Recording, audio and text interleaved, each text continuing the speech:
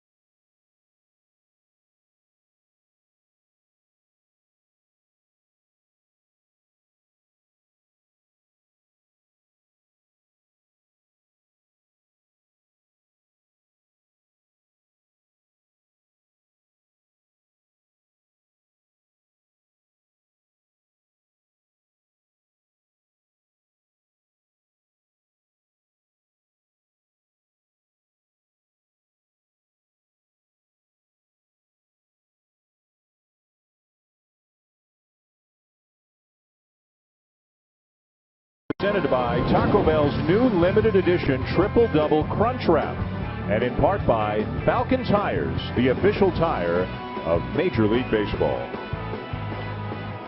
The Red Sox and the Yankees from the Bronx. And Boston looking to sweep and looking to move within a game of the division lead, with the Orioles losing to the Rays earlier today.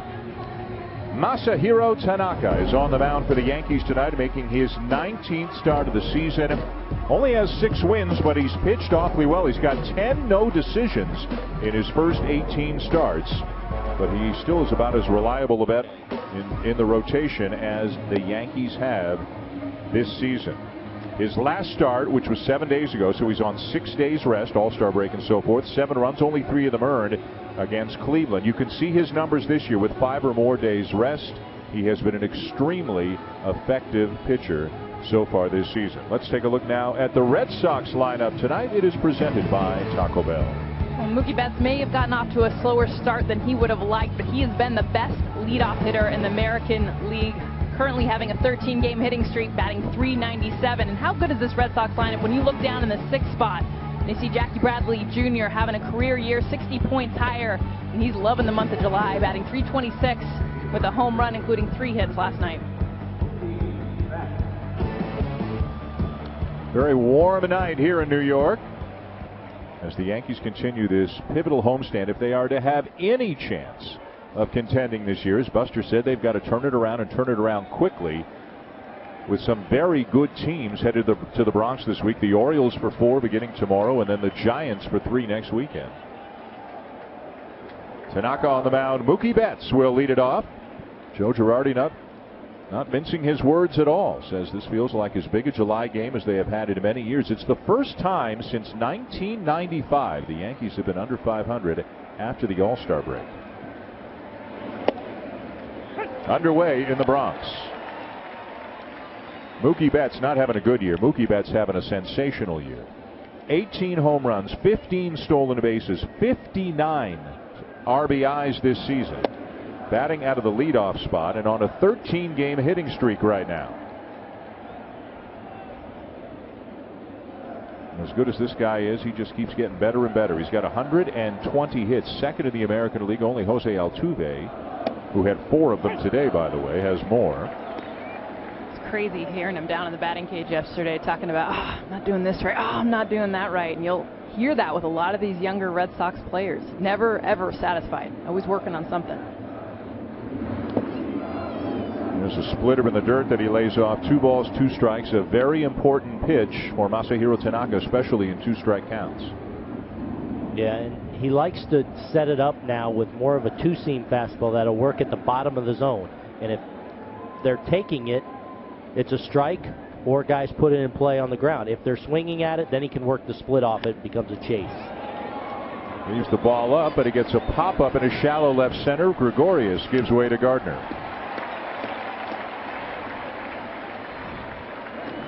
Only Matt Shoemaker of the Angels throws the splitter more often than Masahiro Tanaka does.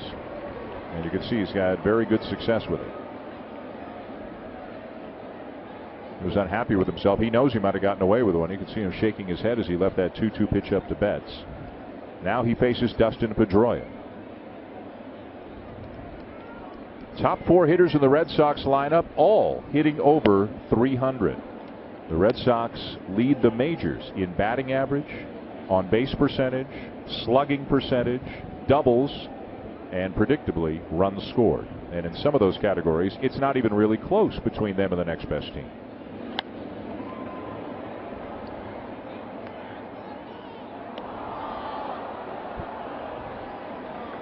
Some big numbers for the Red Sox.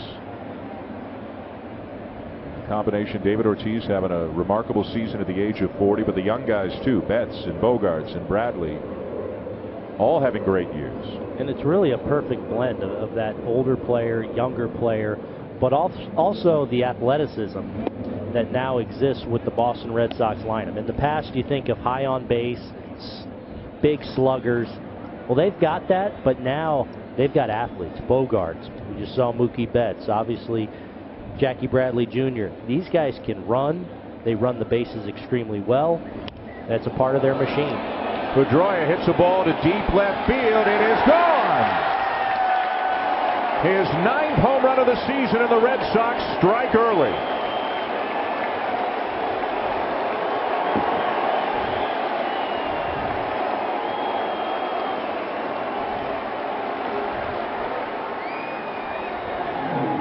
When we saw Masahiro Tanaka shaking his head after he got away with a bit of a mistake to Mookie Betts. This time with Pedroia, does not get away. A 2-1 slider.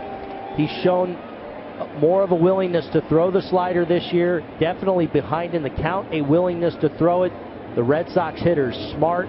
Good chance Pedroia looking something off speed in a 2-1 count, and did not miss the hanging slider.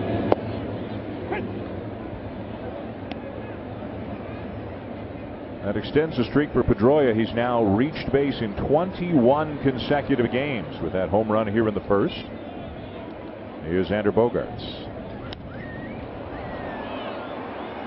Bogarts pops one into center field for Jacoby Ellsbury. 2 down.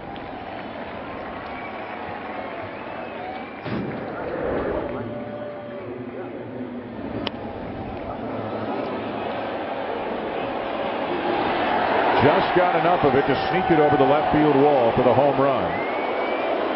The long ball continues to be an issue for Masahiro Tanaka here at Yankee Stadium. 10 home runs he's now given up in this building as compared to 1 home run on the road. You think of more people taking advantage of that short right field porch, but there, riding it down that left field line, Pedroia takes advantage of one of the small parts of the left side of the field. Here's David Ortiz. Ortiz hitting .330 on the season, leading the majors in doubles with 34, and leading the Red Sox in a ton of offensive categories.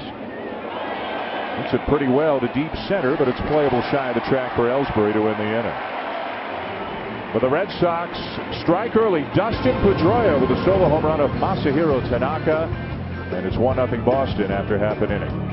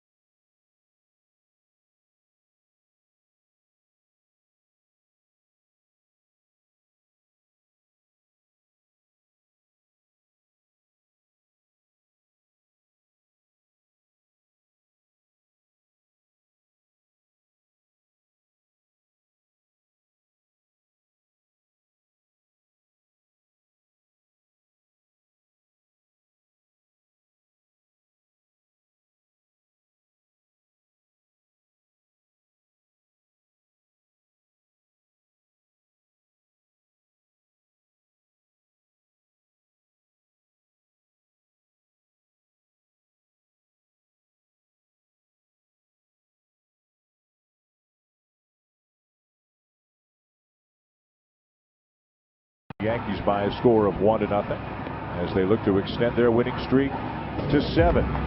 David Price is on the mound tonight. Signed that huge 7-year deal in the offseason. Struggled a lot in April. Had 3 ugly outings in April. But other than one recent one in June that didn't go well, he is getting better and better. 3 walks, 30 strikeouts over his last 3 starts. The ERA is still high by Price standards, but it's coming down. It was over 5 for much of the season. It's down to 434 right now. He's got 140 strikeouts to lead the league. He faced the Yankees twice early, and he was hit hard by the Yankees in both of those starts. Brett Gardner, Jacoby Ellsbury, and Carlos Beltran, the top third of the order. for the Yankees tonight. Joe Girardi flip-flopping Gardner and Ellsbury about a week and a half ago, just trying to look for a different combination, something to try to spark the offense. It has not really worked. The Yankees have not led in this series. They've only scored 5 runs in this series. And maybe most remarkably, they have not scored a run in the first inning in their last 20 games. That is the longest streak for any team in baseball this year. And you got to go back to the 90s, the last time the Yankees had a longer first inning futility streak, if you will, than this one. It's hard to believe because in theory your best hitters are coming up in the first inning, obviously, and to go 20 straight games without a single first inning run. Well, I think, and that's why Girardi did it. He said really very similar numbers, players in Ellsbury and Gardner, but just trying to look for some kind of magical combination. Down the left field line, diving catch by Brock Holt.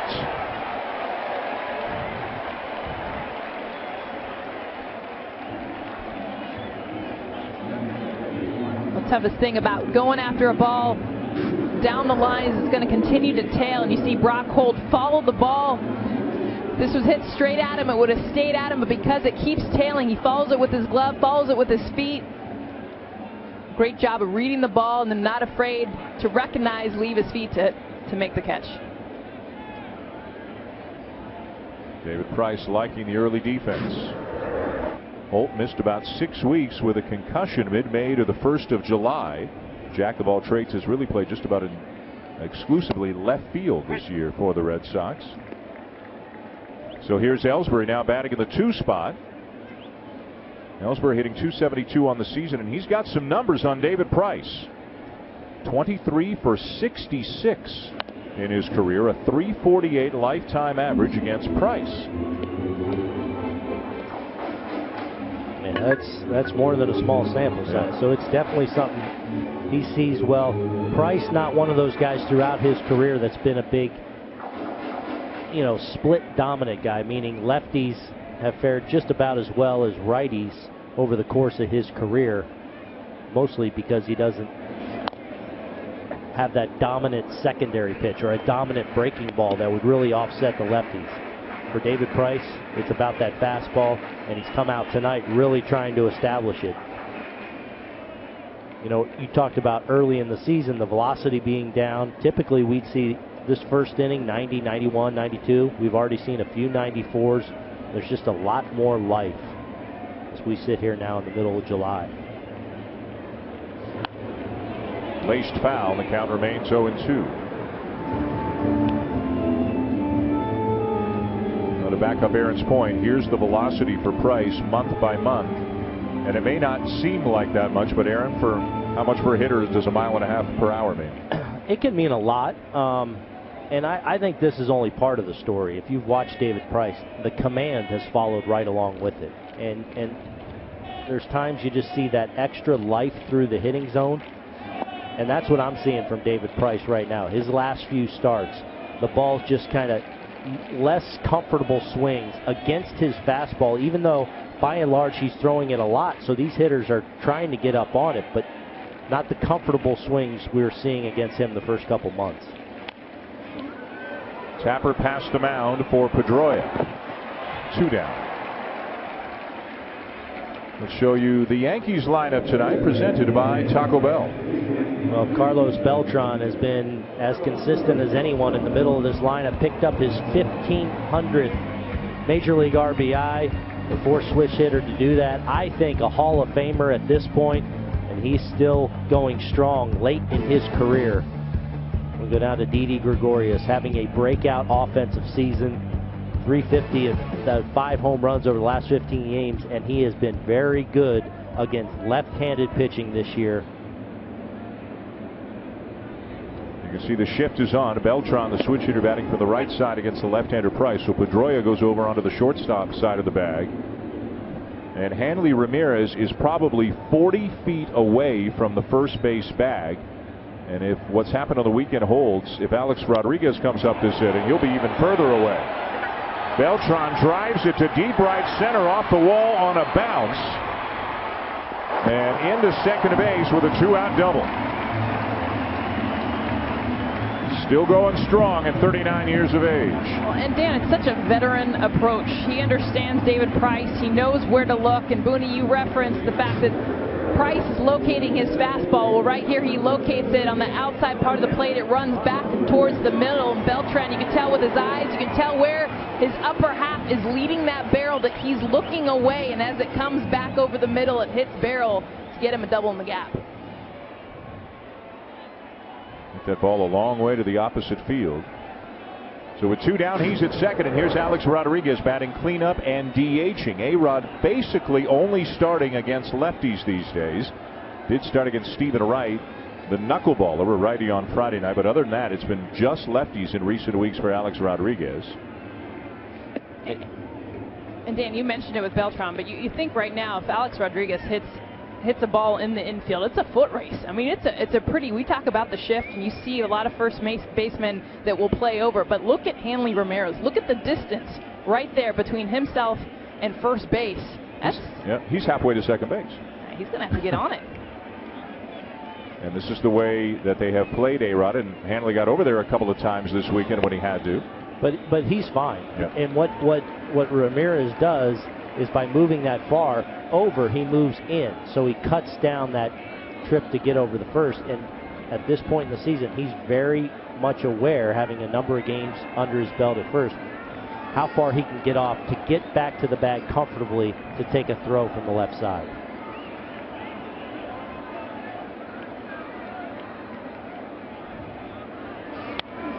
A-Rod has been taking some ground balls at first base with Joe Girardi's blessing in an effort maybe to provide another option. And by the way, Mark Teixeira is not in the lineup tonight. He fouled a ball off his left foot. X-rays negative, but he was going for a CAT scan today. And A-Rod trying to give Joe Girardi more reasons to maybe think about putting him in the lineup on a more consistent basis. Well, as Buster said, Joe Girardi mentioned this is a very important game for the team in the month of July. It's a very important game perhaps for Alex Rodriguez individually. He went 1 for 4 Friday night against Stephen Wright, but the one was an infield dribbler that he beat out. And he went 0 for 3 yesterday. He is hitting .218 on the season.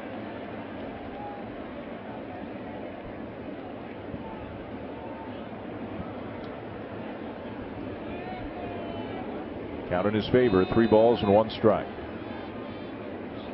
Rodriguez wants to pick a side of the plate, sell out on that fastball. Got a cutter. Took a little bit off of that pitch. And I think he did pick a spot of the plate knowing I'm going to get a heater, and a good job by Price of just taking a little bit off. And you see him selling out for that fastball just a little bit out in front. And now you've planted that seed, and now there's a lot of different ways you can go, as Rodriguez has to respect at least the secondary pitch. Sandy Leon behind the plate for the Red Sox. Beltran at second, 2 down here in the bottom of the first.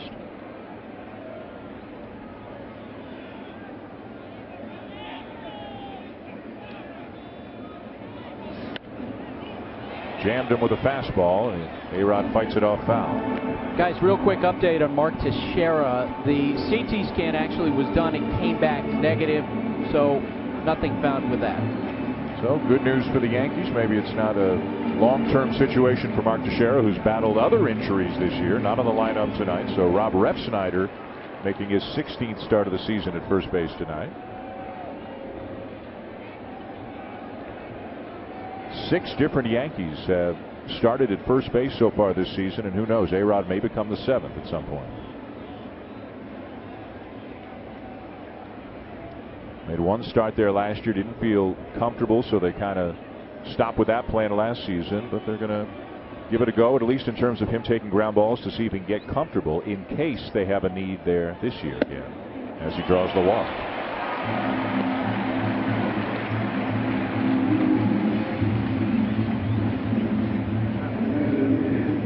Price collecting his thoughts, got the first 2 batters, but then a double and a walk. That'll bring up Chase Headley, the third baseman.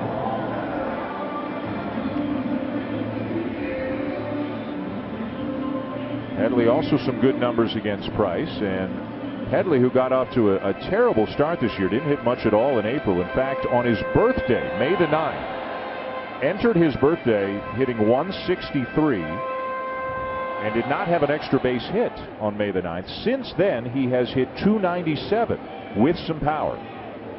So he has really picked it up over the last couple of months. And again, the Yankees need all the offense they can get. They have not been a good offensive team this year. There was a lot of talk that maybe Headley was done after that start, but when we saw him in early May, he felt like he was getting closer to ironing out some of the mechanical issues that he was having. Said Carlos Beltran, as we look at Joe Girardi, was instrumental in helping him kind of fight through that tough stretch. Ramirez has to go far to his left, flips it to Price covering, and the inning is over as the Yankees leave a couple of men on.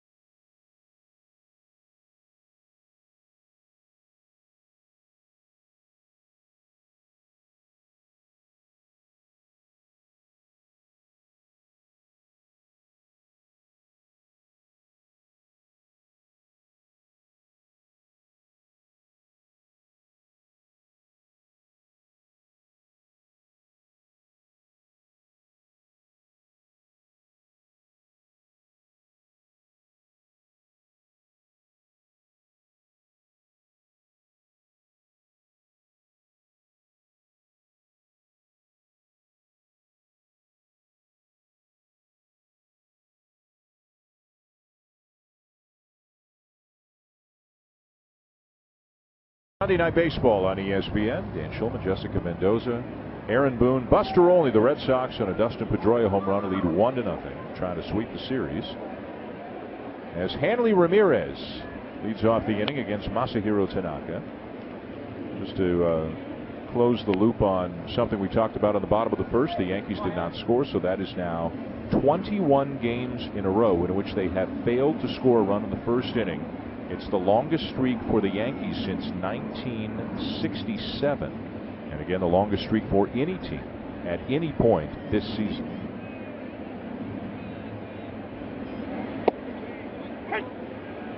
Ramirez is hitting .283, 8 home runs, as he feels very engaged, very comfortable at first base.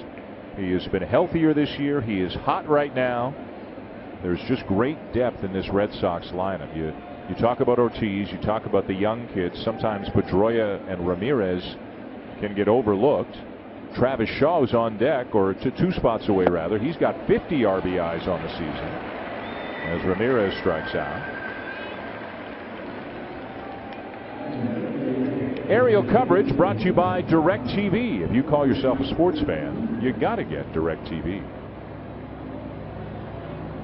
Point being, there are no soft landing places in this Red Sox lineup if you're an opposing pitcher. It can hurt you up and down the lineup, including their number 6 hitter, Jackie Bradley Jr., an all-star this year. Just a point shy of 300 and hitting for power. Had that 29-game hitting streak earlier this season.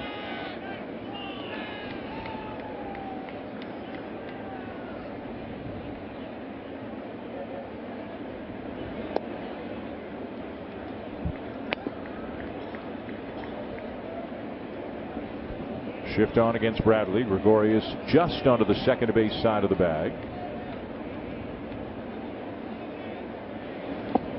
Castro not too deep at second in case Bradley hits one softly towards him.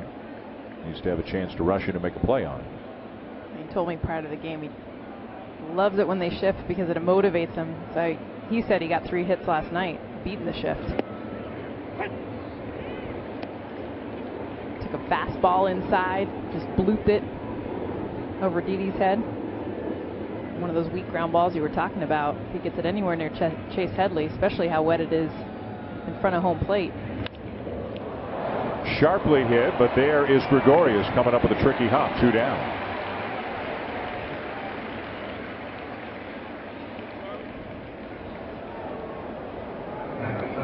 Take a look at what's coming your way on the MLB calendar, and there is a lot coming your way on ESPN this week, including all 3 games between the Mets and the Cubs. Tomorrow night, Tuesday night, and then Wednesday afternoon. Wednesday night, it'll be the Red Sox hosting the San Francisco Giants, and then 1 week from tonight, we'll be at Busch Stadium as the Cardinals take on the Dodgers. Carl Ravitch and the boys can unpack.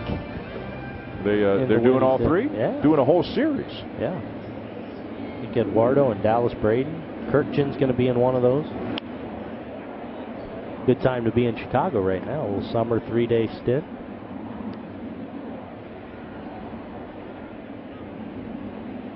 Cubs were beaten today by Texas. Cole Hamels had a great outing. Cubs still won 2 out of 3. The Cubs probably happy they won't see Jacob deGrom after what he did today. He hit the Phillies, but they will get Matt Syndergaard and then the ageless Bartolo Colon. Little looper down the left field line, foul.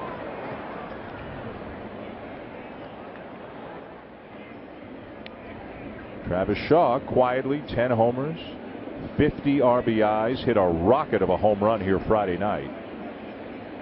Well, and he's the 7th hitter, and I think just kind of speaks to this Boston lineup. You see both sides of the plate, right, left-handed. Here's a look at that 10th home run of the season by Travis Shaw. It was a no-doubter over the Modell sign deep into the seats in right field. But I think what the Red Sox are most excited about Travis Shaw is he's handled the transition to third base at the big league level defensively. He's had some patches where he struggled, but overall he's been very solid. And offensively, after going through a struggle for a few weeks, he was able to bounce back, make some adjustments, and get back on track. And he's been a very important all-around player for this Red Sox team. Just another in the long line of depth in a very good lineup. Pitch is low, a full count now on Shaw. Speaking to the depth of their lineup, the Red Sox have 5 different players with 10 or more homers, 20 or more doubles, 50 or more RBIs. No other team has more than 2. They have 5. And after falling behind 0-2, if you will, or after Tanaka was ahead 0-2, he loses them and walks Shaw with 2 down. That'll bring out Sandy Leon, who has become a bit of a cult hero in Boston in recent weeks. This home run off CC Sabathia yesterday, a 3-run shot, the biggest hit in a 5-2 win. Leon, who really figured to be an organizational guy, a guy who was in the minors, has gotten an opportunity because of injuries to other catchers. Blake Swihart, who was playing more left field, is on the DL right now with an ankle injury. And when Ryan Hannigan came off the DL, they kept Leon because he was hitting so well and sent Christian Vasquez back down to the minors. And Leon, who hit in the 180s in his career before this year in limited opportunities with the Nationals and then last year with the Red Sox, is 27 for 59.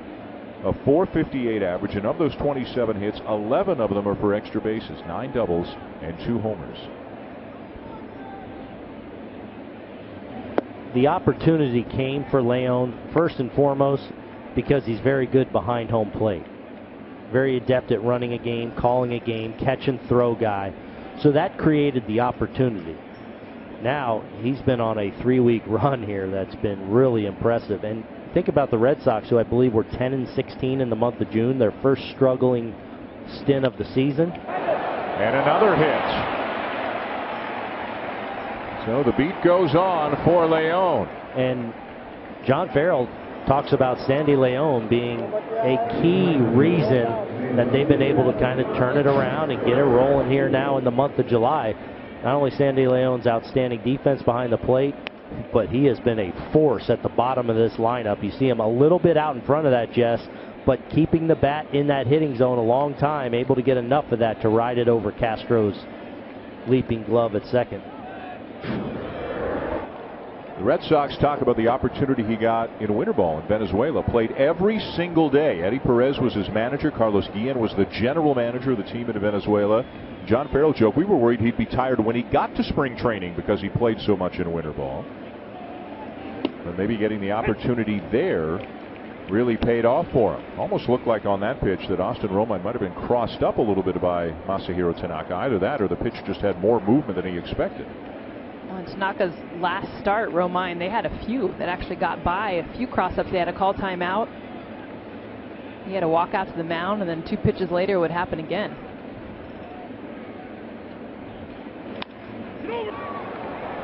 Ref Snyder feeds Tanaka in time to end the inning. The hold ground out leaves a couple of men on, going to bottom 2, 1-0 Boston.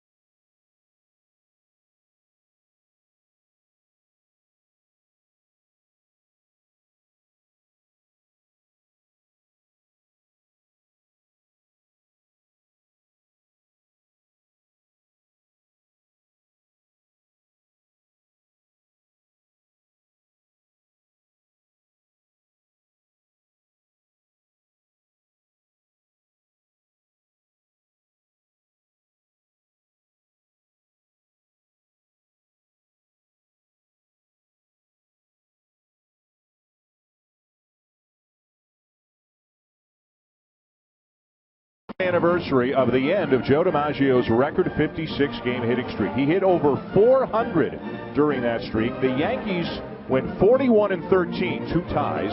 He never bunted for a hit during the streak. Faced 4 future Hall of Famers.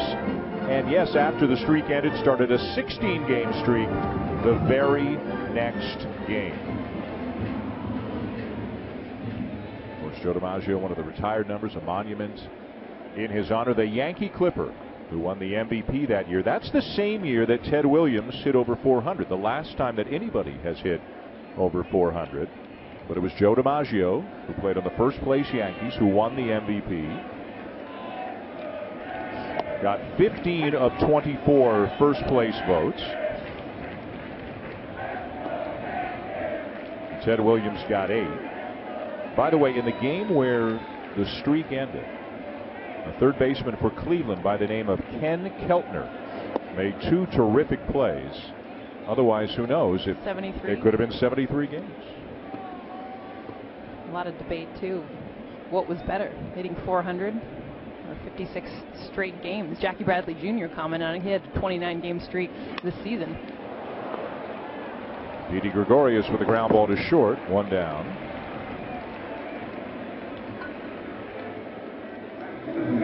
Now, without question, one of the game's all-time greats. In his career, get a load of this, he hit 361 homers and struck out 369 times. Some sluggers these days, that's 2 years worth of strikeouts. Yeah. That was his career.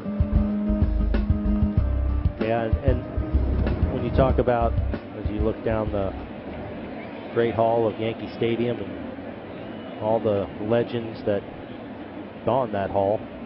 But you think about all the records in sports, you know, the unbreakable records, and one of the first ones that usually comes up is that Joe DiMaggio 56-game hitting streak. And I think in today's game where, you know, you're facing 2 and 3 and even more pitchers a night, I think makes it even more difficult to even think about approaching that number.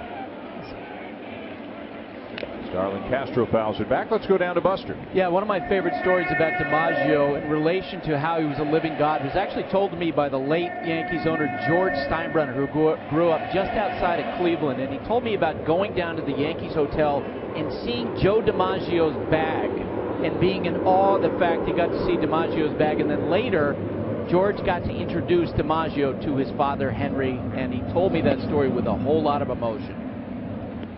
I'm sure he did. I mean, he's on a very short list, Joe DiMaggio, of the great players who have ever played the game. I don't know if all baseball fans know that in AAA, years earlier with the San Francisco Seals, Joe DiMaggio had a 61-game hitting streak. Wow. And to think even during the 56 games, you know, to Booney's point now of relievers and what happens later in games, I mean, during that streak, he had 10 times where he waited to that last at bat to get the hit. And that's something that further proved the point that probably couldn't happen at all now. Well, Jackie Bradley faced more pitchers, different number of pitchers, in his 29-game streak than Joe DiMaggio faced in his 56-game streak. To your point, just because of all the specialists, relievers coming in, Bradley would see a lot of lefties. And that's why he said the streak trumps 400. He's like, even though 400 is pretty remarkable, of course, him going through it 29 games, and just, you know, of course, now the pressure and the media attention. He said it was hard. So I mentioned that DiMaggio won the MVP. He got 15 first-place votes. Ted Williams got 8. A pitcher for the Chicago White Sox, Thornton Lee, got a first-place vote that year. One guy had a 56-game hitting streak. The other guy hit 406. I'm just guessing whoever voted for Thornton Lee might have been from Chicago. Or might have been a Lee. And not to take anything away from Thornton Lee, who went 22-11 that year with a 2.37 ERA. That's a great year. That's going to drop in right field, a base hit for Starlin Castro. Thornton had some great stories at cocktail parties. I guess. He had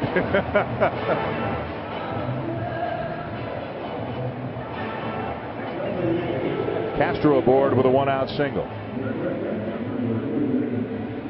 Now Rob Refsnyder, as we mentioned, getting a start at first base. Mark Teixeira fouled the ball off his left foot in yesterday's game. X-rays negative. CT scan came back clean, but he's not on the lineup tonight. So Refsnyder getting a chance to play. David Price has only had one successful stolen base against him in his last 51 regular season starts.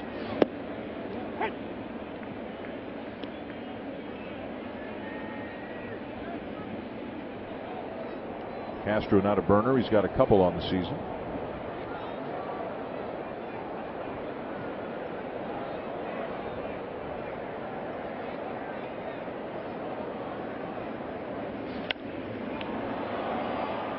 Down the right field line and twisting back out of play.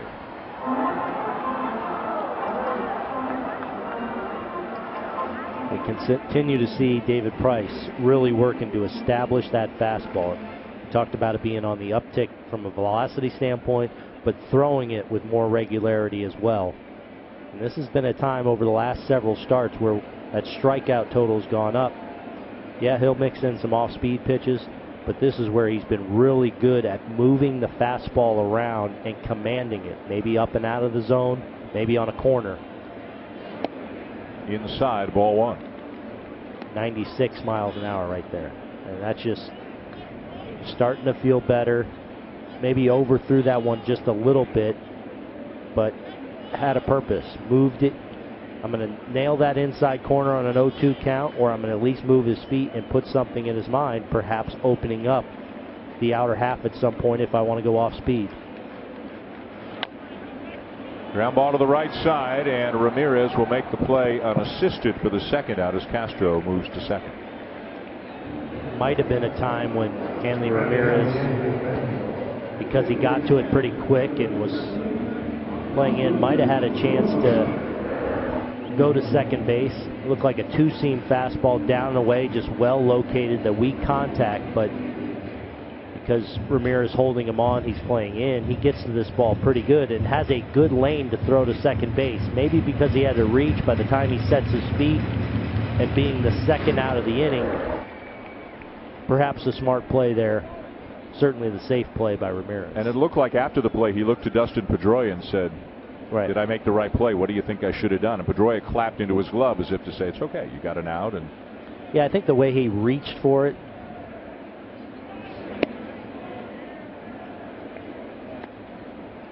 There's Austin Romine catching tonight. Brian McCann not seeing a lot of action against lefties these days.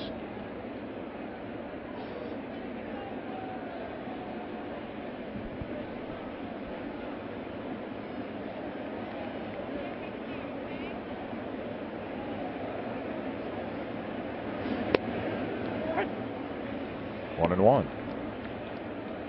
The Yankees are hitting just .226 as a team with the runners in scoring position on the season. Now, Romine's doing his share in limited opportunities, but the team at just .226, the only team in baseball with a worse average with runners in scoring position is the Mets.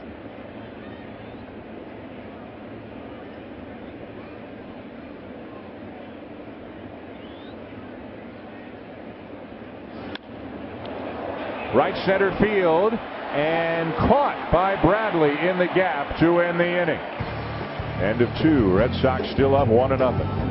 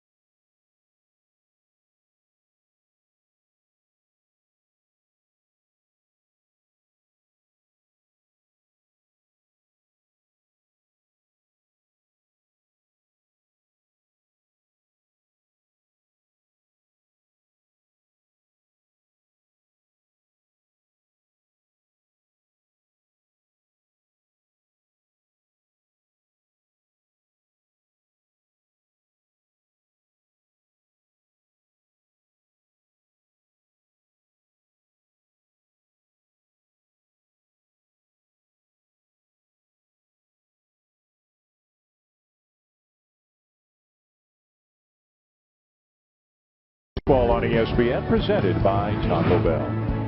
To the top of the third in the Bronx, the Red Sox lead the Yankees 1-0. Mookie Betts takes the first pitch breaking ball in for a strike from Masahiro Tanaka. Betts with a fly ball to left field his first time up. He'll be followed by Dustin Pedroia, who has homered tonight, and then Xander Bogarts.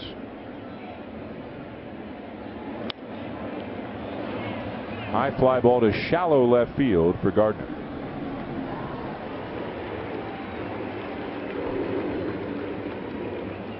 The biggest thing Dustin Pedroia did his last at bat, took advantage of a mistake. You can see Austin Romine wants the ball low in the zone, gets it up in the zone, a hanging slider. Pedroia was sitting off speed, able to sit on this pitch, drive it out into left field. A great approach by a lot of these veteran Red Sox players, knowing Masahiro Tanaka very well.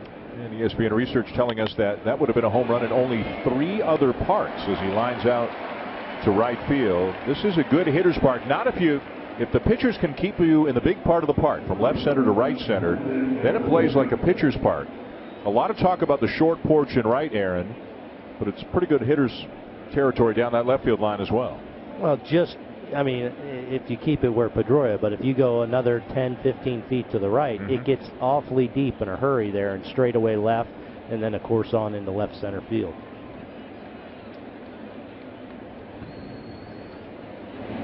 Hence why Brett Gardner is so valuable defensively. Think of the Red Sox and their World Championship team where Shane Victorino played right field at Fenway Park, where it's such a big field to cover. Brett Gardner similar here in left field for the Yankees. Starling Marte with the Pirates. Yep. 0-2 quickly on Xander Bogarts, who hit a fly ball to center his first time up.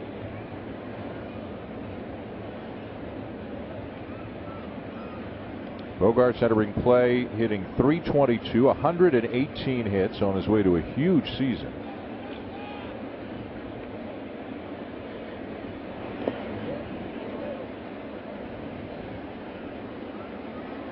So many things have come together offensively for the Red Sox this year. And Dave Dombrowski has made some additions recently too. We'll talk a little bit more about as the telecast goes along. He has made 4 trades in the last week and a half. 2 position players, 2 pitchers. In that last spot to Bogarts, you take a look at Drew Pomeranz, probably the biggest acquisition, Dan, in the last few weeks, helping with that 4-5 starting rotation for the Red Sox.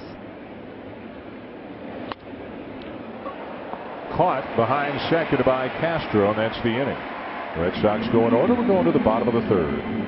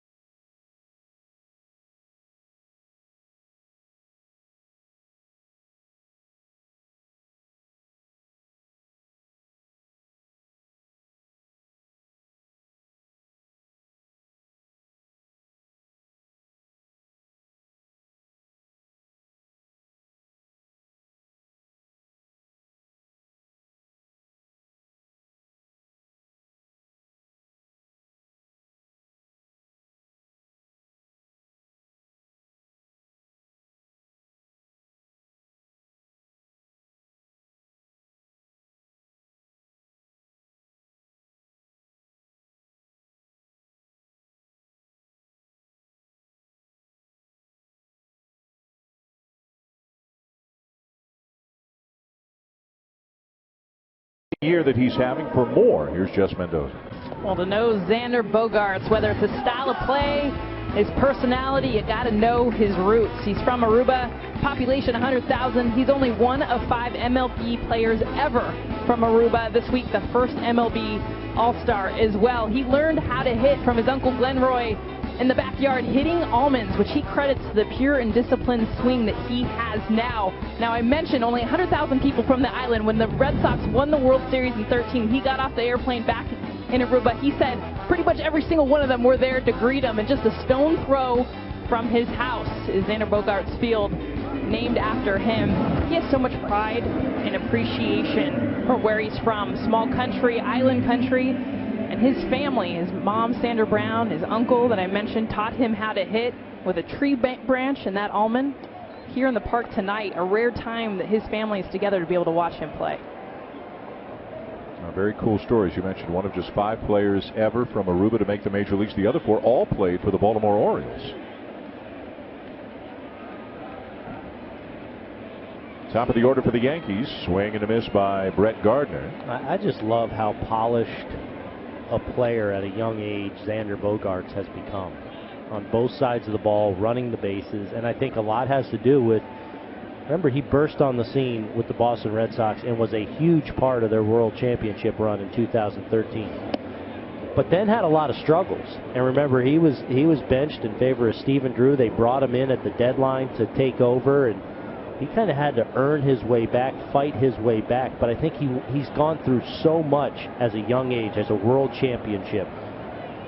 Tons of success, tons of struggles, and now you're starting to see this sort of finished product of one of the real good all-around players in Major League Baseball. There's his uncle, Glenn Roy. Some cool photos of him hitting those almonds, the raw almonds, and you know, it sounds different and unique, and he said, you grab a tree branch and you try to hit one of those things, and the way my uncle would toss them to me, That's why I'm so disciplined. Tracking that ball, seeing it deep. Fouled off by Gardner. His mom is in the stands here tonight as well. I love hearing the stories from the Red Sox people about how accountable he is, how he takes so personally if he makes a mistake in the late innings and comebacks the next day and is looking to fix it.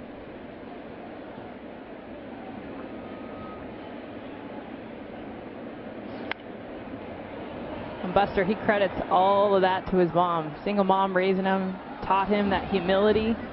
And that's someone that not only do his teammates mention, but anyone that comes across him is just kind of that appreciation he has for life, being here and learning, getting to that next level. Asking to David Ortiz, how can I get better? Asking Mookie Betts, how can I improve? And a ground ball to him. He'll throw out Gardner, 1 down. Sunday Night Baseball on ESPN, presented by Taco Bell, is brought to you by Ford. We go further so you can. 87 degrees at game time here in the Bronx, cooling off just a bit here on this Sunday night. The Red Sox have taken the first 2 games of the series, and if they win tonight, move within a game of the Orioles for top spot in the American League East. The Orioles were beaten today by Tampa Bay 5-2. Jake Odorizzi, whose name has come up a lot as a possible trade target, he picked up the win for Tampa Bay today. Evan Longoria, a couple of home runs for the Rays. The Yankees, meanwhile, find themselves in 4th in the American League East, 44-46. And at the outset of a tough homestand, as we talked about, the Orioles are coming in next for 4, then the Giants for 3. Then the Yankees go to Houston for 3. So a very tough schedule before them between now and the trade deadline.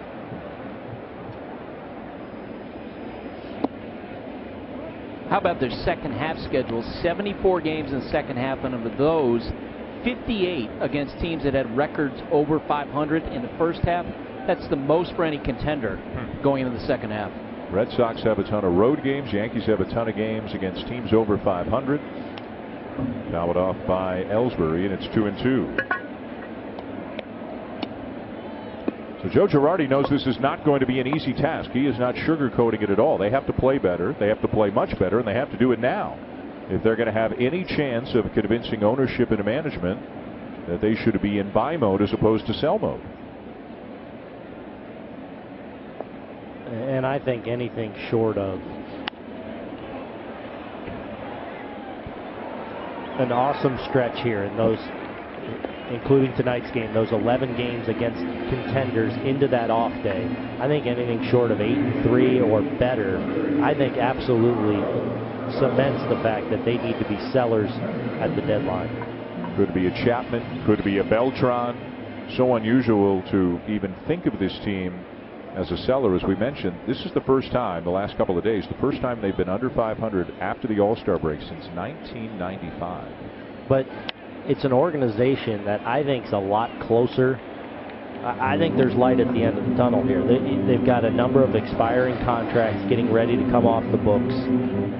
Rodriguez, Teixeira, you know, if they move Beltran and these guys and get more assets back, the farm system, which was really barren 4 or 5 years ago, is much more stable now. There's actually fruit being produced from that farm system. You can only add to that, and I think when free agents start to become available in 2 years, significant free agents, the Yankees will be in position, like they always are, to really go lock up some really great young players that they'll be players on.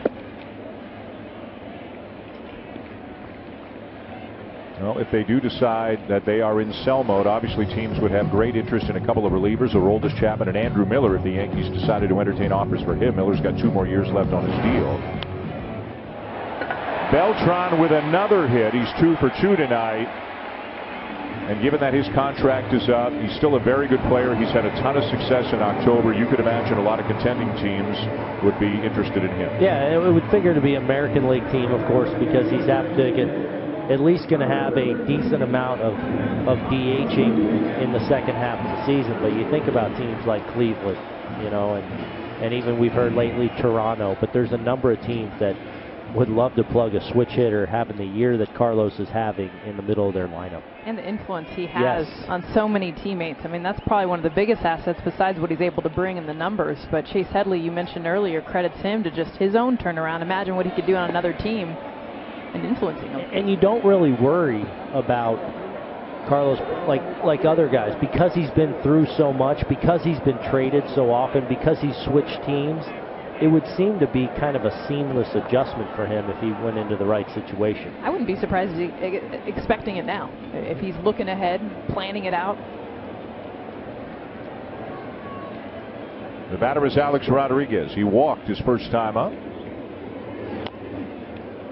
Little dribbler between the plate and the mound. Price will field it and throw him out to end the inning. We will visit with the Yankee manager Joe Girardi when we come back. The Red Sox up 1-0 at the end of 3.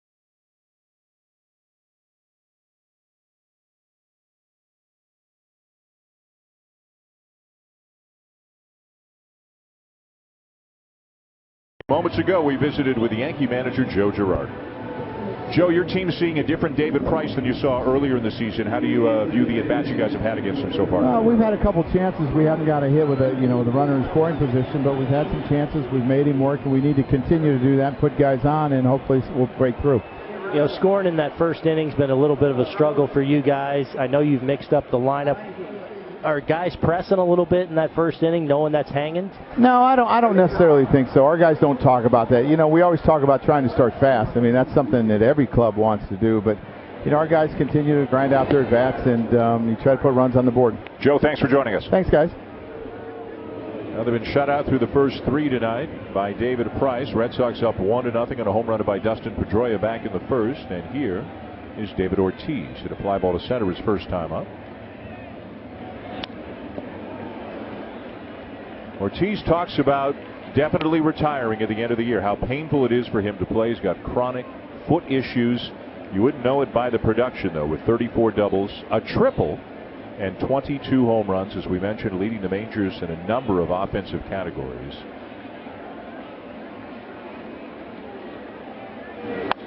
It's at a mile but foul.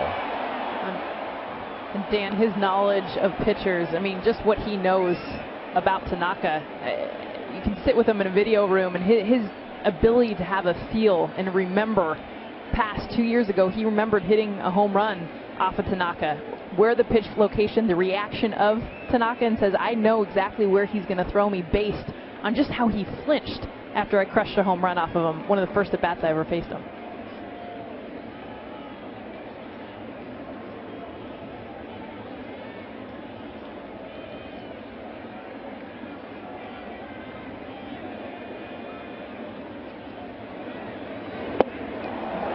Got him. Well, despite that strikeout, as we mentioned, he's having a remarkable year. You can make a case having as good a season as any 40-year-old may have ever had in a baseball. You got to go back to Ty Cobb, hit 357 as a 40-year-old, but nobody's ever had this kind of an average and this kind of power at this age.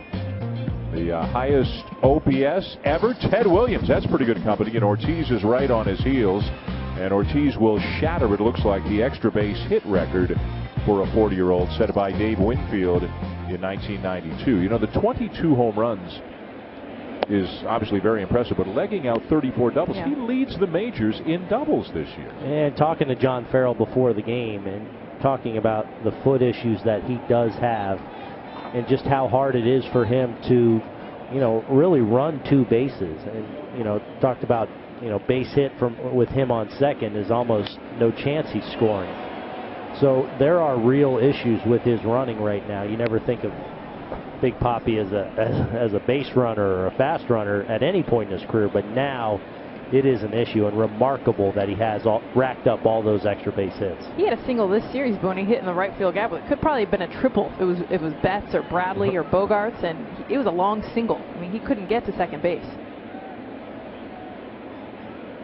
Hanley Ramirez struck out his first time up.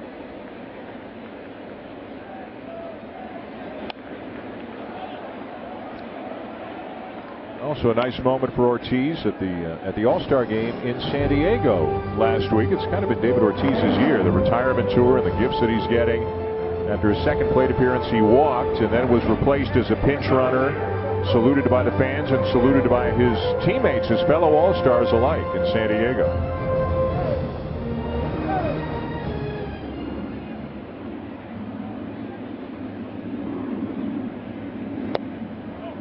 Check swing, and it's just off the outside corner. Well, what struck me at the All-Star game when we were doing the Home Run Derby was all the All-Stars, and a lot of first-time All-Stars this year, wanting to go over and talk to Big Papi, bringing their kids over, wanting to take pictures with them.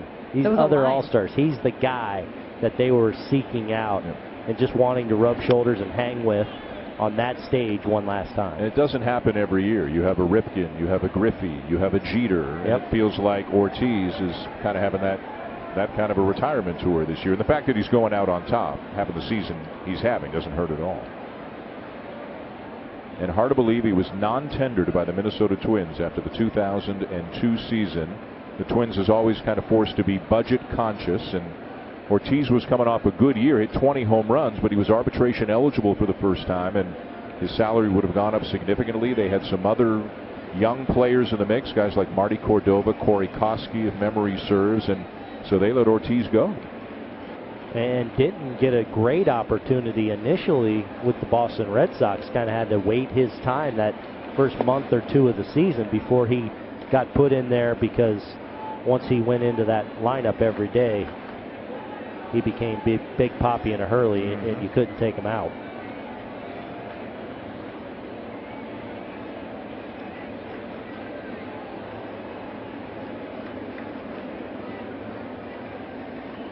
3-2 to Ramirez.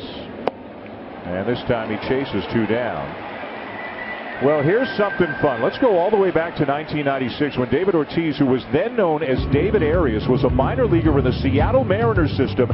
The Mariners had an exhibition home run derby at their Appleton single-A affiliate.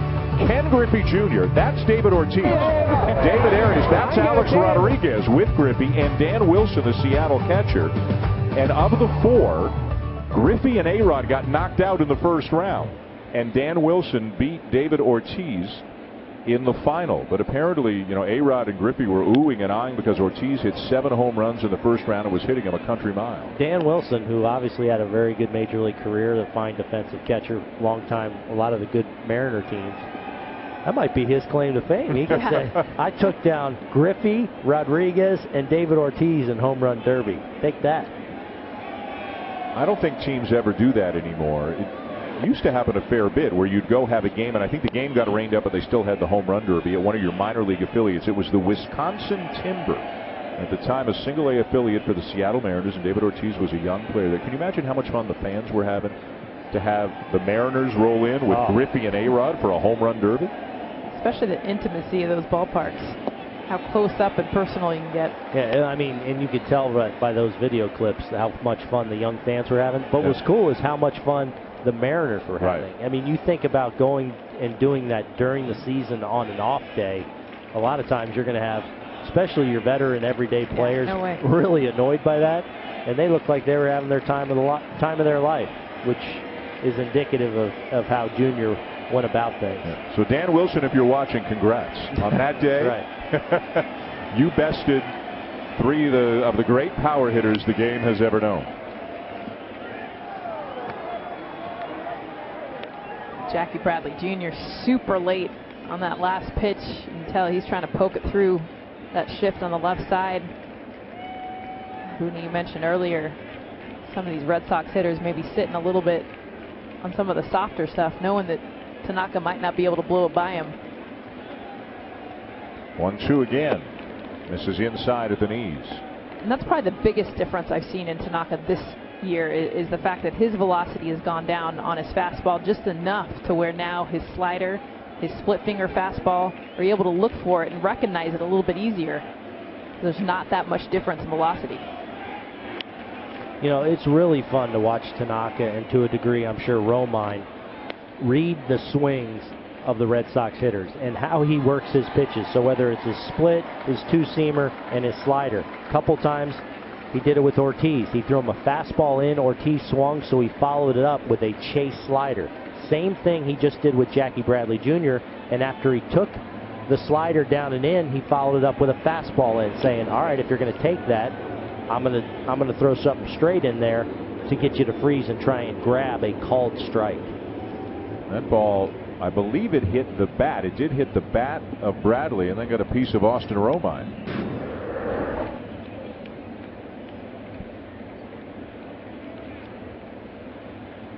Well, his bat was almost in the glove of Romine.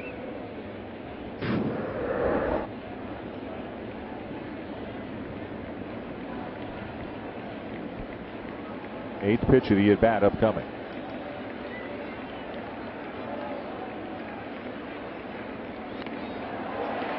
Got just enough, and Romine could not squeeze it. So the at-bat continues. After really pounding him away in with the slider, the cutter, the fastball, he goes back to the split down and away. And Jackie Bradley's fooled by it out in front. Just does get a piece of it, and Romine can't secure it in the air.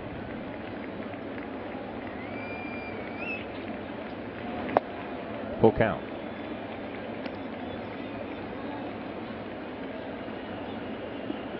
I think he goes back to the split now here, 3-2.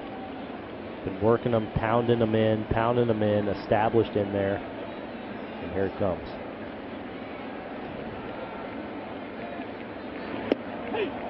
Got him looking. And Masahiro Tanaka strikes out the side here in the fourth. Ortiz, Ramirez, and now Bradley. Yankees coming up, still down 1-0.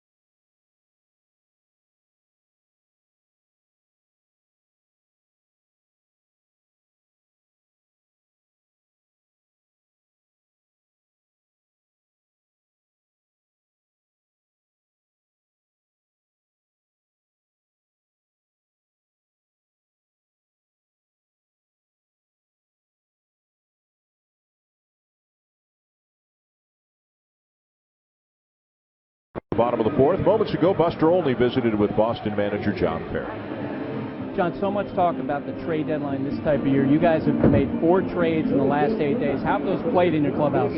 Well, they played great because we've gotten some quality guys in here. Dave Dombrowski's gone out and he's been not only proactive but very aggressive. We get a starting pitcher, a reliever, a bench guy, and Aaron Hill to lengthen some things out. So I know when those guys come in the clubhouse, it pumps a life of energy back into this group. David Price, 3 scoreless innings tonight. In recent starts, he's been much more effective. What's been different? You know, for the most part, he stayed out of the middle of the plate. You know, tonight he's had to pitch around a little bit of traffic with some guys on base, and I think more than anything, you know, he stayed out of the middle of the plate. He's worked ahead in the count for the most part. Thanks, John.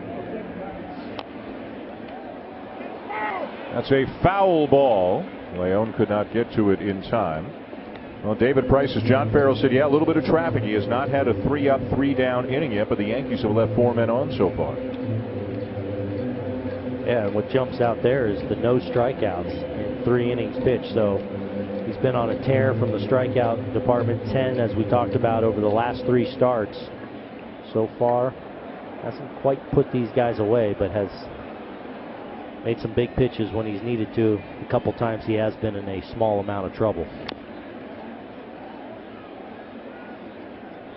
Well, in terms of the trades that Buster was asking John Farrell about, we mentioned a little bit earlier, Dave Dombrowski made 4 deals in the last 10 days. The deadline is still a couple of weeks away, but as John Farrell mentioned, Dombrowski has been proactive and aggressive. They got a starting pitcher, they got a relief pitcher, and then 2 position players as well.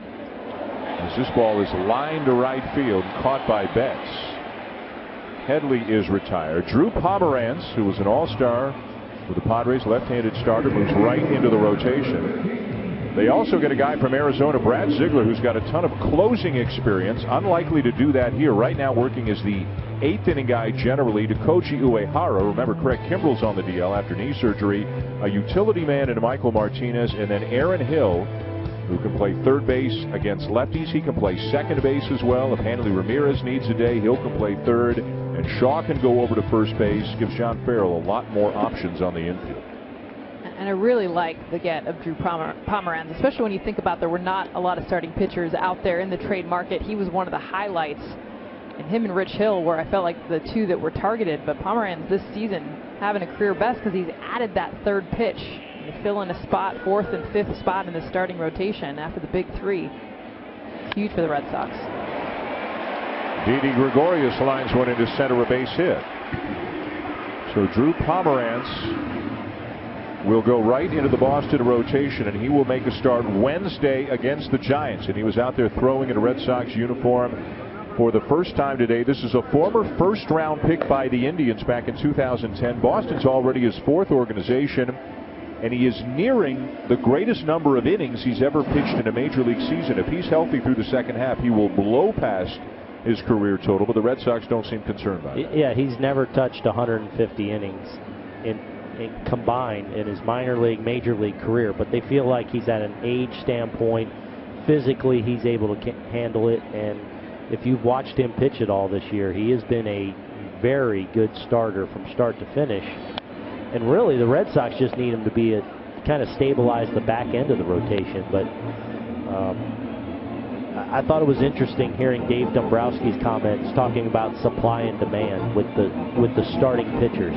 And because there's not a lot of starters available, not a lot of supply in the trade, then that price really goes up when you get down to the final couple days of the trade deadline, because teams get a little bit desperate and there's not a lot of supply out there. So him striking early, I think, was a really good deal, although they gave away what seems like a very good chip to San Diego. They did very well in the deal as well. Young pitcher Anderson Espinosa, just 18 years of age. By the way, for people wondering about Rich Hill, who's another guy whose name has been out there a lot, he left his start for Oakland in the first inning today with a blister problem. It's this, I guess, a recurring thing. The second time now in the last couple of starts that he's had to deal with that.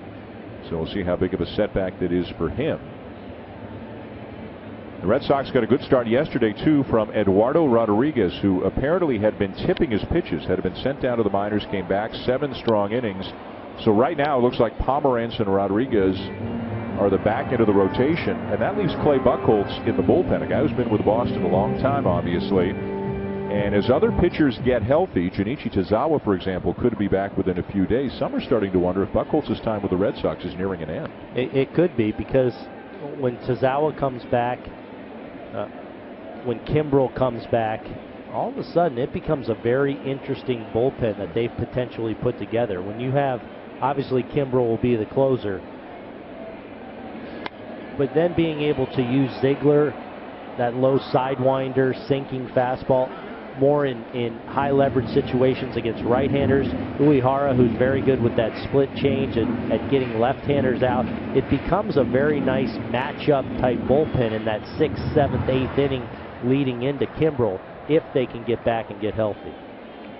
Plus, they've had Heath Hembry and Matt Barnes step up in big ways. Yep. So now that when you get more depth in the back end, it's going to be a lot the Red Sox have to choose from after inning 5, really. Starlin Castro battling with an 0-2 count. And time requested by Castro, but granted by home plate umpire Carlos Torres just as Price was beginning his delivery.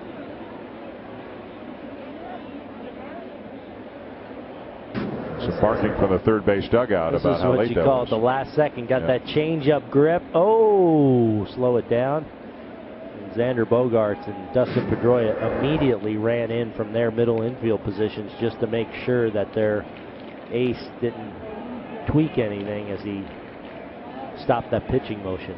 John Farrell was not happy. He had something to say to Torres, feeling that the timeout call came too late.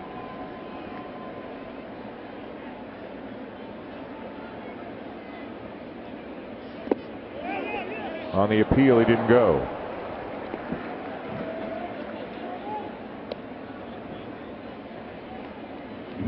Hey guys, there is a lot of speculation, by the way, within the industry that if the Red Sox move Clay Buchholz, one of the teams that's going to be interested, the Chicago Cubs, who of course run by Theo Epstein, who had Clay Buchholz with the Red Sox. Guys had some very good years, but also a lot of injuries, a lot of inconsistency.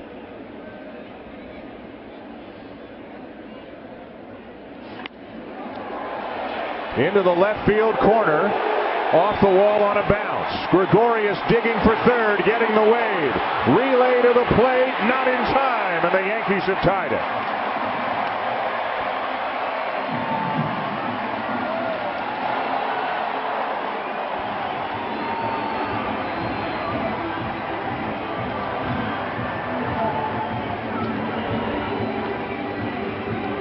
One of the best things that Starlin Castro will do is the length that he's able to create with his swing. And you see what he does. Off-speed pitch, a little bit beat, but he's able to get his barrel out in front. Watch his legs go, but his arms, the strength that he's able to get off his front foot where he makes contact with this ball to drive it down the left field line, get himself an RBI, and the Yankees are on the board.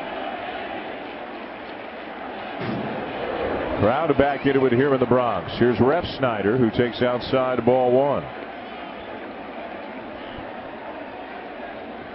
So tied at 1, bottom 4. The Yankees losing the first 2 games of this series. Pivotal stretch for them if they're to have any hope of getting back into any kind of race. Probably most likely the wild card race. Looking up at a lot of teams right now.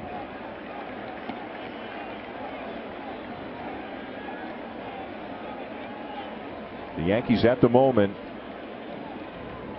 7 games behind the second wild card spot. The Red Sox are in possession of the top wild card spot in the American League. The Blue Jays are in the second spot, and the Yankees are 7 games back of them. The Yankees have a ton of games left against Baltimore, Boston, and Toronto in the second half. They have not played very well at all against those 3 division rivals that we mentioned. They're just 6-17 against those 3 teams this year. That means they've got, including tonight, 34 more games left against Boston, Baltimore, Toronto. Almost half of their games in the second half of the season are against those 3 teams.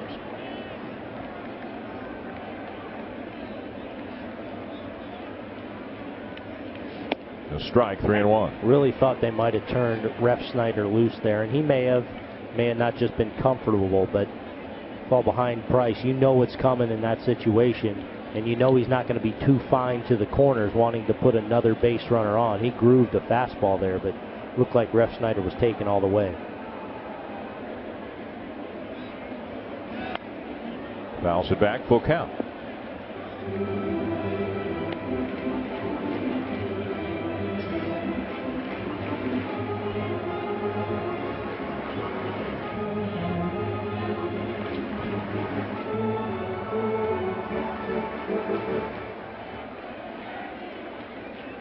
Five hits now for the Yankees off David Price as they have tied the game here in the bottom of the fourth.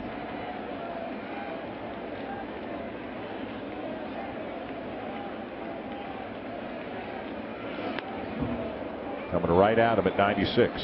They wanted that inner half. They want it in the hands of Ref Snyder, because this has been an at-bat where a lot of away pitches, fastball away, then changeup away. You see right there where it's set up, low and in. He's lucky Ref Snyder didn't get a hold of this one. 96, middle up. He unleashes, but straight back.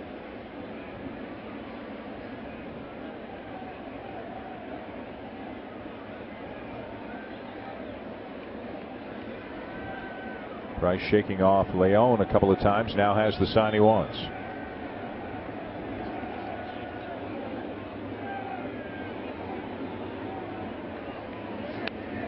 Another fastball, another foul back. When we talked to David Price yesterday, he told Jess and I that he would almost prefer giving up a first pitch single than having at bats like this where the batter's fouling off pitch after pitch after pitch. Price hates that. Well, especially right now, Buster, we're here in the bottom of the fourth inning in a low-scoring game, but he's at 73 pitches. So he's in a position where it's going to be very difficult for him to get through the middle innings, even if he gets out of this and continues to hold the Yankees down, just as that pitch count creeps up. Got him.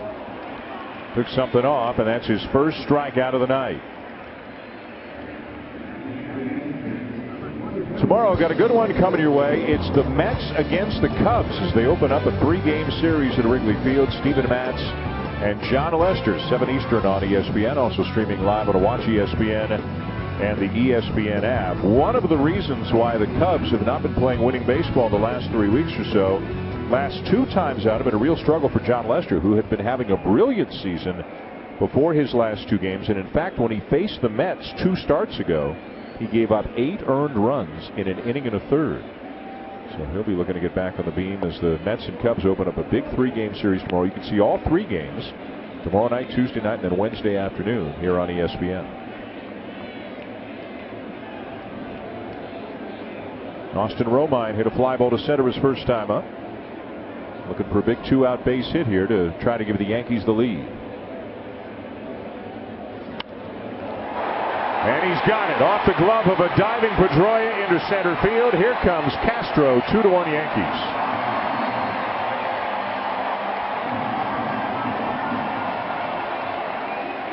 Well, Romine had a real nice approach.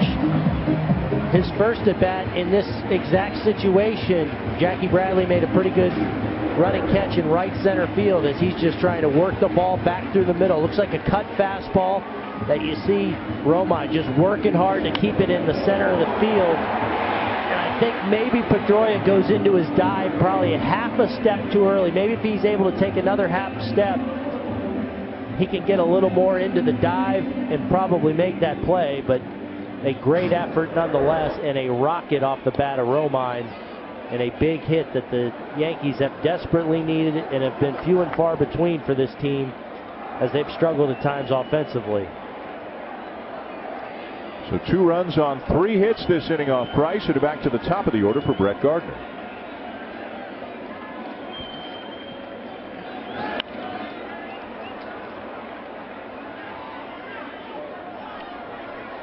Gardner with a fly ball and a ground out so far tonight. You know, if Jessica was alert, she could have made that play. That was like 3 feet. But right in front of you. Yeah. Yeah, I knew it was right in front of you. Otherwise, yeah, I didn't see you move. Yeah. But I'm glad you're concerned. Well, he's under the weather, as he's mentioned. Only a few times. Aaron's playing hurt tonight.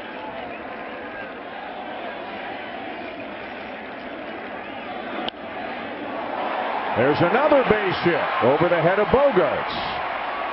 Romine stops at second on the single by Gardner.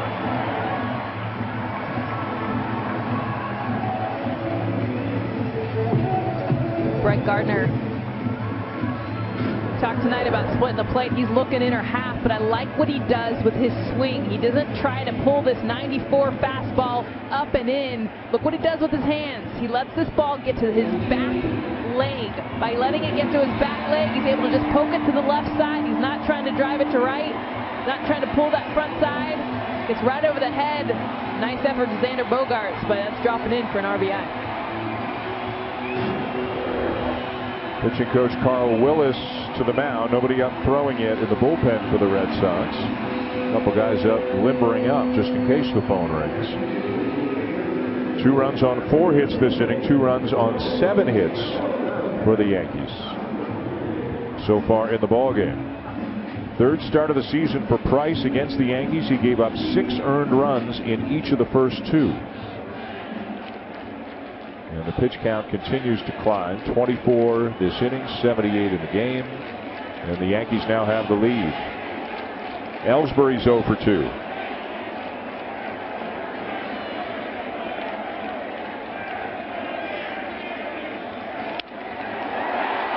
Sinking liner to center, down for a base hit. Romine heading home will score. The throw to the backstop, and both runners will advance.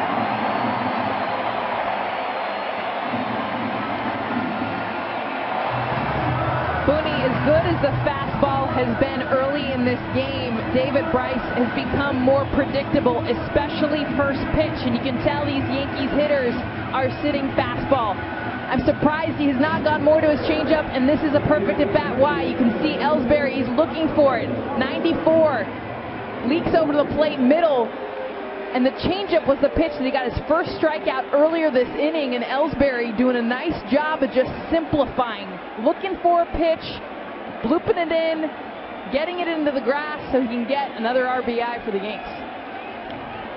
So single RBI for Ellsbury. Error on Bradley allows Gardner and Ellsbury to each take an extra base, and now here's Beltran, who's already 2 for 2.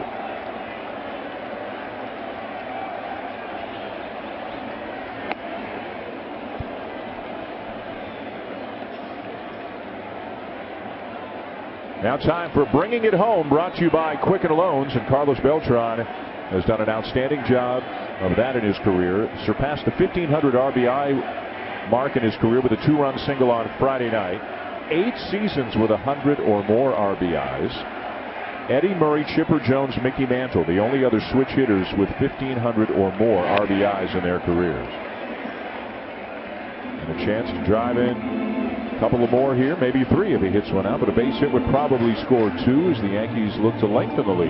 And I think another thing that's impressive about that RBI total for Carlos Beltran is he's always been a guy that's walked a lot. So, and certainly for much of his career, he's been a guy that teams are going to pick carefully in these situations.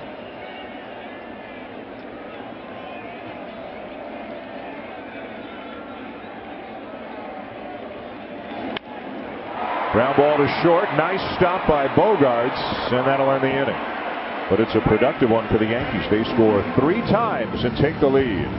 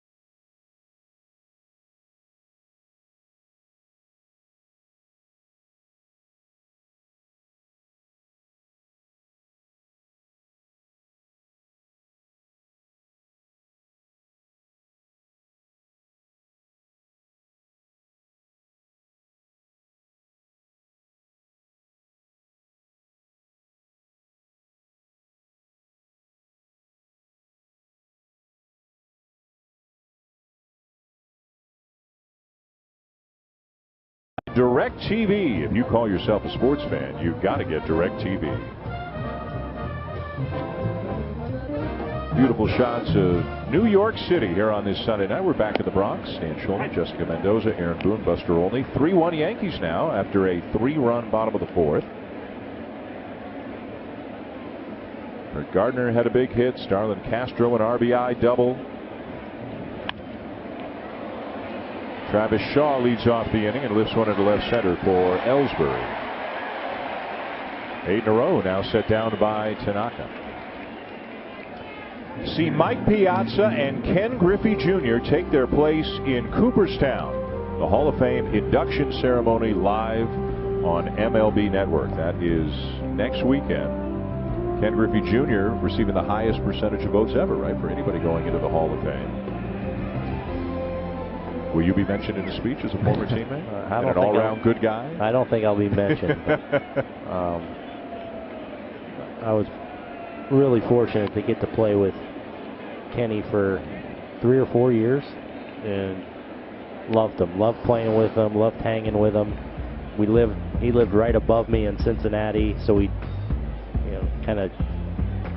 he was always like a kid, always throwing stuff down in my balcony. Like for Spoonie to say that. Wait a minute, yeah. You're calling somebody immature? I didn't say immature. I just said he's always like he was a kid. Always yeah. a kid, man. And he was a lot of fun to hang with and to be around and certainly to play with. You know, when he was in Cincinnati, he was a little bit older. He'd sustained some injuries.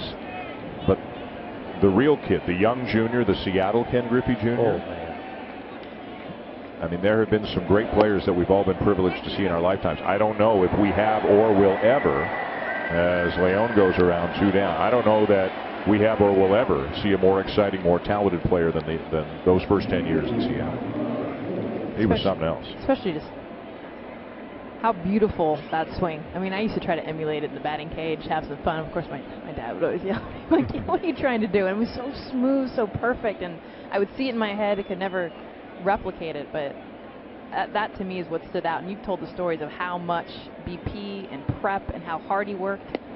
That's what made him great too. I was always blown away at how much BP he was able to take. He could go out there and hit for an hour. He loved to hit. He just loved to hit. He'd flip his hat around backwards and he'd go out in the heat in Cincinnati and early BP he loved to hit on the field and just hit and hit and hit. I'd take a couple rounds with him and be dead. I'm just like, okay, I'm good, and he's just la la la, you know. And he could play a pretty good center field too. Man, yeah. So congratulations to Mike Piazza, Ken Griffey Jr. going into the Hall of Fame next weekend.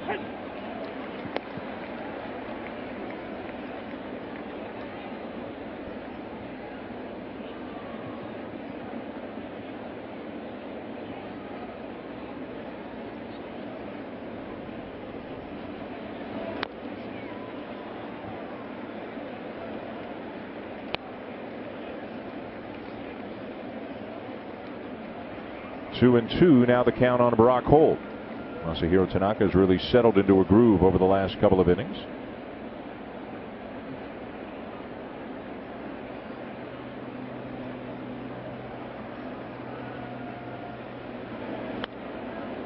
And here's a ball hooked into the right field corner off the bat of Brock Holt, racing around first and into second with a double.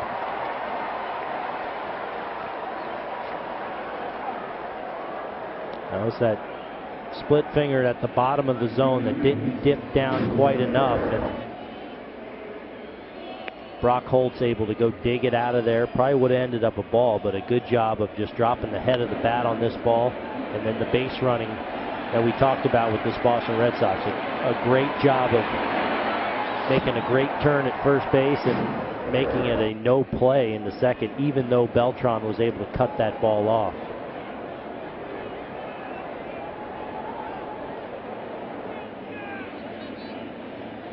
So back to the top of the order now for Mookie Betts.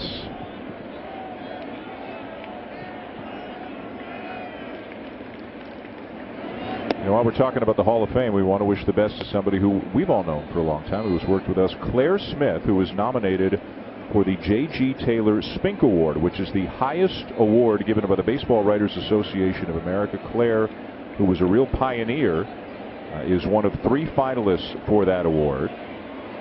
For a number, she's now with us at ESPN, and she's kind of our go-to person when we have an editorial question, a question about the news. We go to her, but she covered baseball on a daily basis for a number of newspapers back in the day, and wishing her the best of luck. Absolutely. Congratulations. Provides us with great information throughout the year, and yeah, best of luck. She's one of the more well-known people walking around any stadium. Yep. Hey, there's Claire Smith getting hugs all around. She's been around. People know her, respect her.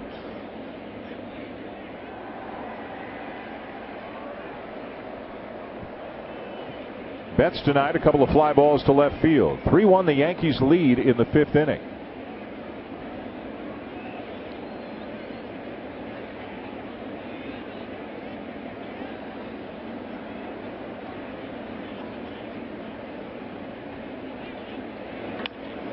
Ripped foul. Nice play.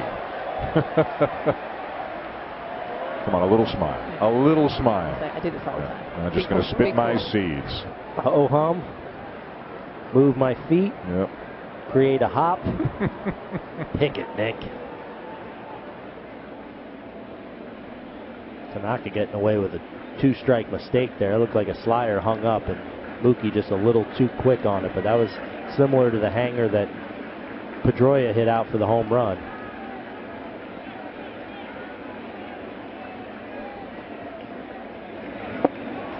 And Tanaka strikes him out. His 6th on the night as the Red Sox leave a man on.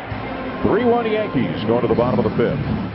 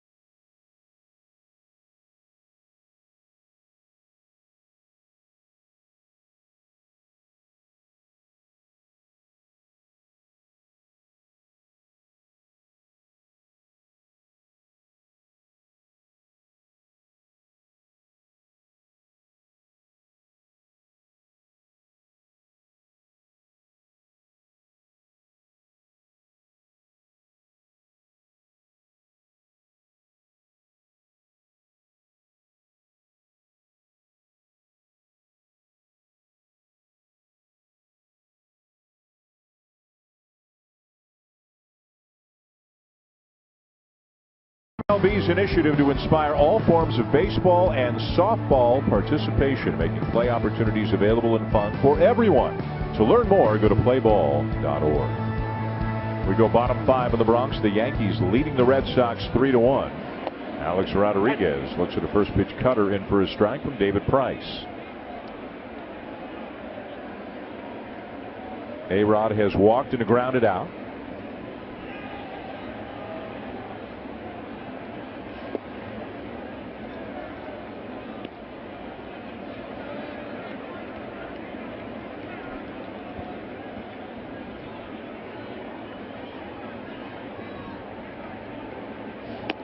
Outside, 2 balls and a strike. You know, if only I knew somebody who could imitate all the mannerisms that Alex Rodriguez has. The tap and the twirl and the helmet touch. It's the way he carries himself. If only such a person existed. We'd have to have a format set up to be able to do it in the game. We'd have to plan it in advance. Totally. And not maybe our do strength. it every week. Yeah. It's like a theme. We'd have to know someone who's not willing to, you know, poke fun at themselves on national television on a weekly basis. Where could we find such a person? I would want them to be good at it too. Inside a full count. That's a great job. That's the discipline you've got to. Alex has to be able to lay off that pitch, even on the corner, but certainly in off the plate. You can at times pick your spots where you maybe cheat inside there, but he wants to get him on the plate, out over the plate. That plays into Rodriguez's strength and his power, especially to all fields. That's one up the middle, but with the shift on, Pedroia is there to make the play. Well, it is boondoggle time, and guess who? And this is from, I mean, this is really right in Booney's wheelhouse. This is part of his Hall of Fame here. This is when you say to Aaron, hey, can you do Alex Rodriguez? And I got this. Spot on. Yeah. Every time.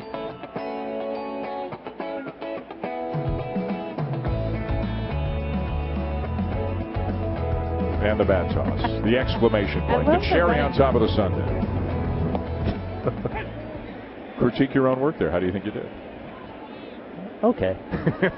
I like the swing and miss too, though. The swing and miss and the walk back. Yeah. Checking with the umpire. While you're looking at the video board is a good one. Yeah. Check with the umpire. Yeah. I've only seen it a few times. I've got it memorized. You know, I love it too. We've had a couple times where the player comes out while you're doing it. I would love to get Alex just. I don't look like that. Come on. Roller down to third. And Headley is retired, 2 down. Next week we have the Dodgers and the Cardinals for you. So Aaron picks a player from each team each week. You vote, you decide. You want him to imitate Steve Garvey, former Dodger, or current Cardinal, Matt Holliday. I want to see Garvey. I grew up in LA in the 80s. Let's see. I haven't seen your Garvey yet. Can I ask you a question? Yeah. Is Ken Griffey Jr. in your stable? I think I could do Ken. Because in 2 weeks. 2 weeks we have. We're at Wrigley Field, and the Seattle Mariners are there. But Ichiro. Is a. Can we just do a face-off? That's a great one. Ichiro and Ken Griffey Jr. I mean, since we don't have the Mariners a lot. Maybe we go have two the Mariners. Cubs a lot. Maybe. So maybe it's a special week. Mariners maybe if the powers to be will allow us to pick 2 Mariners. Well, the powers that be is off that week. That's right. So the inmates will be running the assignment. Let's do it. Good point. We can do what we want, right? Yeah. Oh. Here's a liner fair down the right field line. Off the bat of Didi Gregorius.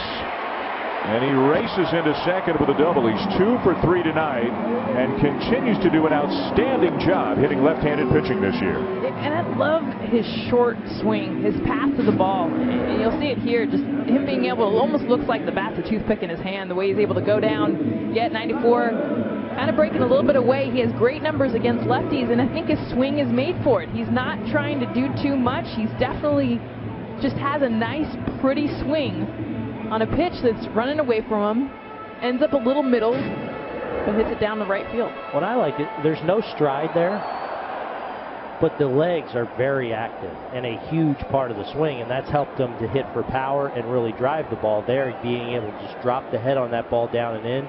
We've seen him rocket a ball back through the middle, and Didi Gregorius continues his really breakthrough season as a really good player for this team and a big part of the future.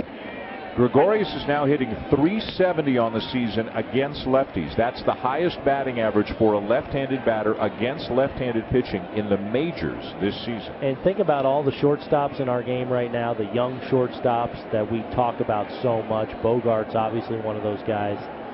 Great young shortstop. I feel like we leave Didi Gregorius out.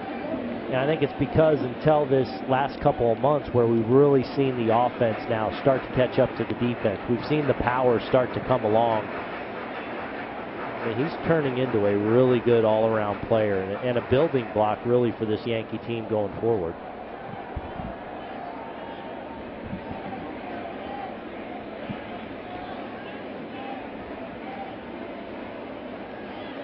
Ahead of Starlin Castro, 0-2. David Price trying to get out of this, misses up and away.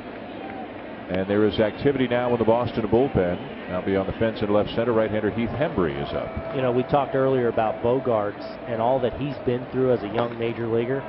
Didi Gregorius has been through a lot too. A couple of trades, up and down in the big leagues with the Arizona Diamondbacks, having to replace a true legend in Derek Jeter last year and getting off to a slow start on both sides of the ball, but rallied and had a nice season.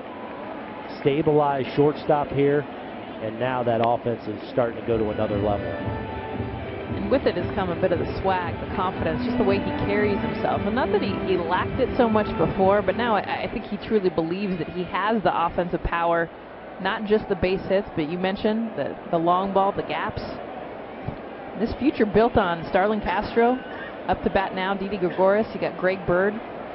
So they make some trades. There's still a foundation here for the future, the near future.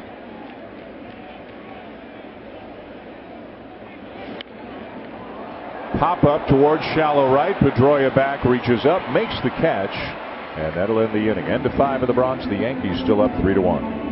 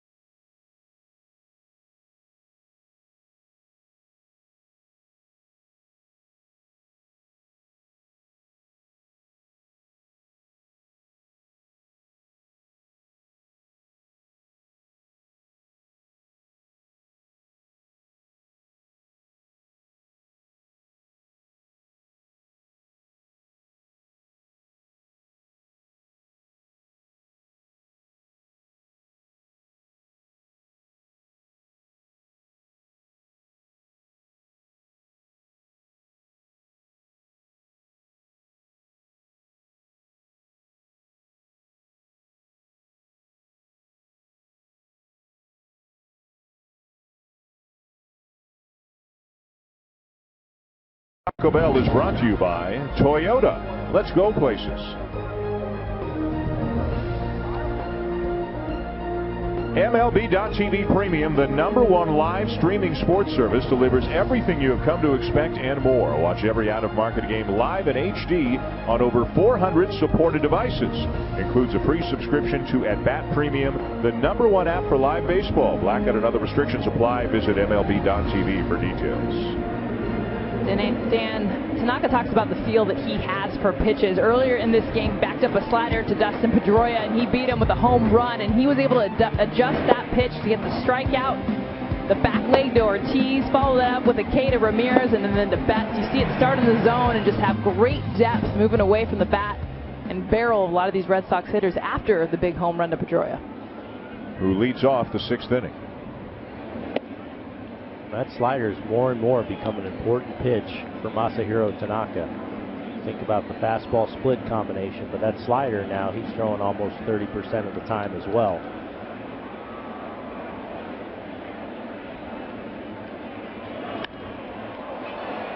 In the air to left. Gardner backpedaling, has room.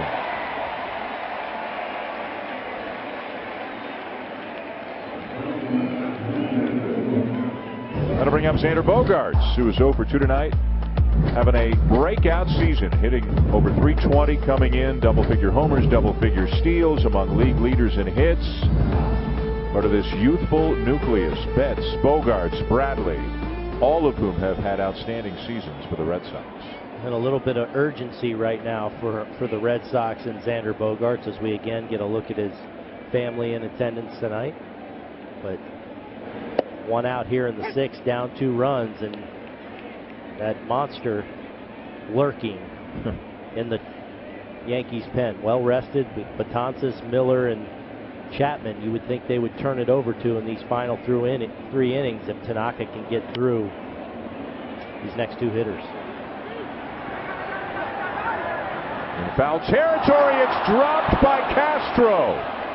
He called off Refsnyder and then for some reason tried to make a basket catch and could not do it.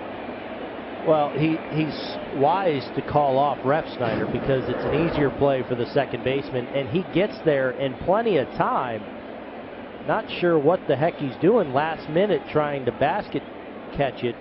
I'm fine with going at it one hand. I actually prefer it going one hand, but keep the glove above your head so you don't lose track, and moving it down low so late, just a lot can go wrong. We'll see if that mistake costs the Yankees. And Castro is charged with an error on the play.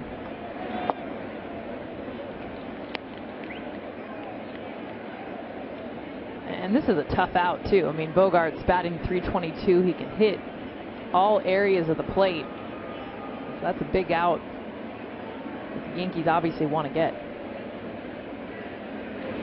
Swing and a miss. 2 down. As Aaron mentioned, that 3-headed monster down to the bullpen. Monster number 1 is up right now. Dellin Betances. Joe Girardi hasn't had as many opportunities as he would like to use these guys because they've been trailing a lot. But when they're leading, especially in a close game, you know what you're going to get. Betances, then Miller, then Chapman.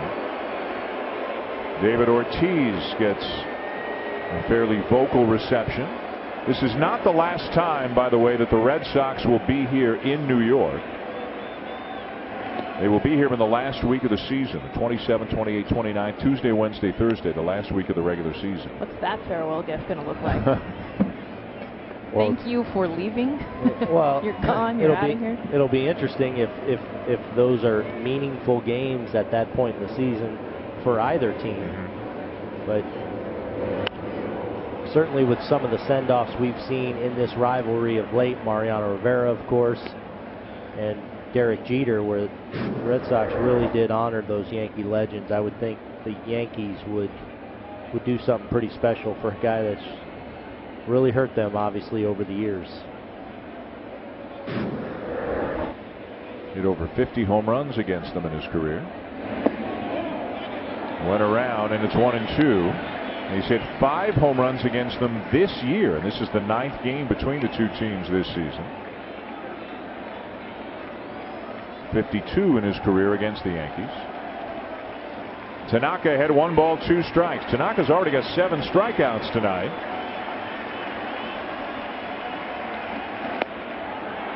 Just missed with a 2-seam fastball that was about an inch inside. Love the call. I actually tapped Jess and said, here comes a heater in right here, because we've seen him get Ortiz to chase the slider, but on the pitch before, Ortiz was starting to recognize it and almost was able to hold up. And one thing Tanaka's done all night long is read those swings. And if you take, okay, you're going to take the slider that I start on the inside corner down and in. All right, then your discipline is seeing that pitch in that tunnel.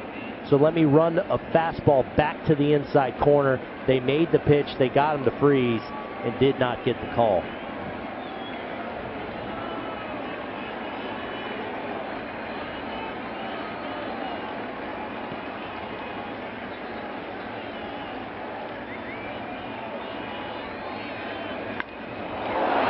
High drive center field. It will stay in the park. Tanaka wins the battle with Ortiz. Inning over. Ortiz just missed it. Yankees still up 3-1.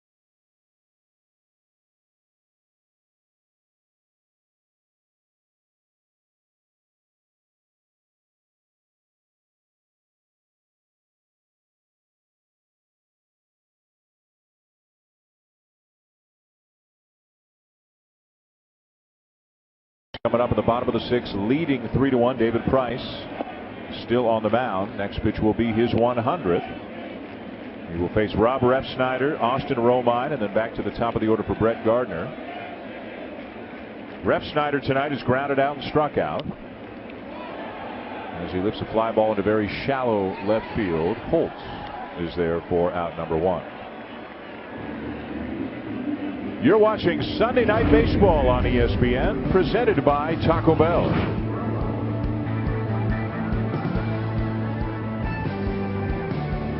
Yankees 3, Red Sox 1, bottom 6. Price at an even 100 right now.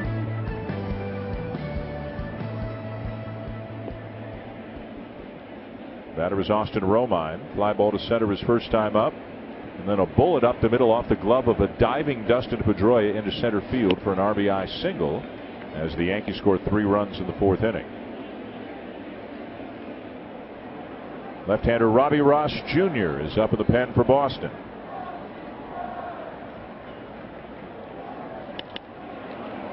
Another fly ball to left field.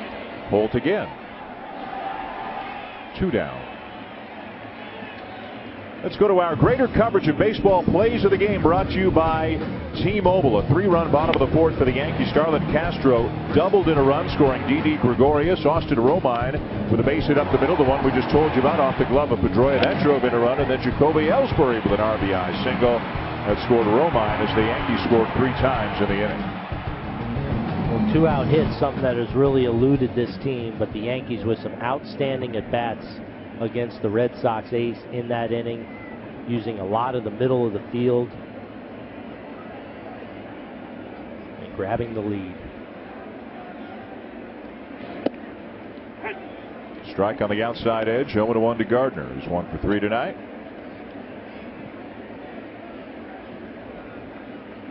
Price, who has struck out 10 in each of his last 3 starts, has just 1 strikeout tonight. And you would think maybe that would lend itself to a lower pitch count, but not the case. Up now at 104 pitches here with 2 outs in the 6th inning, but I still think really poised for a big second half. The ball coming out of his hand much better. Just hasn't been able to put guys away. Gardner lines one over the head of Pedroia for his 2nd hit of the night.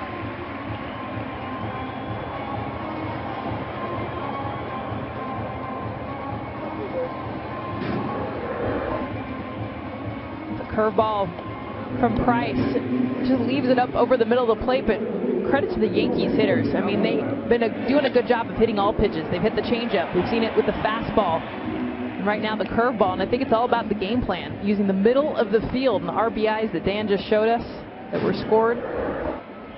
One part of the field right now, and these Yankees hitters a nice approach against Price.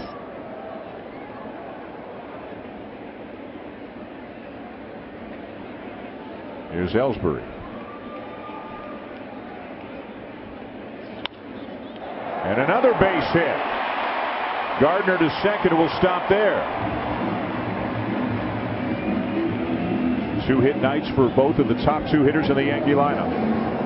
Well, Ellsbury, who came into tonight's game with really good success in his career against David Price, adds to that tonight as he gets a fastball in the outer half. I think it's the 2nd at bat in a row where he's not only got a hit but jumped on that first pitch fastball last time back through the middle of the diamond, this time finding that hole on the right side and giving the Yankees now another 2-out opportunity with runners in scoring position and perhaps ending the night for the Red Sox ace. Price out. John Farrell making the move to the bullpen. Carlos Beltran due up. We'll find out who it is when we come back.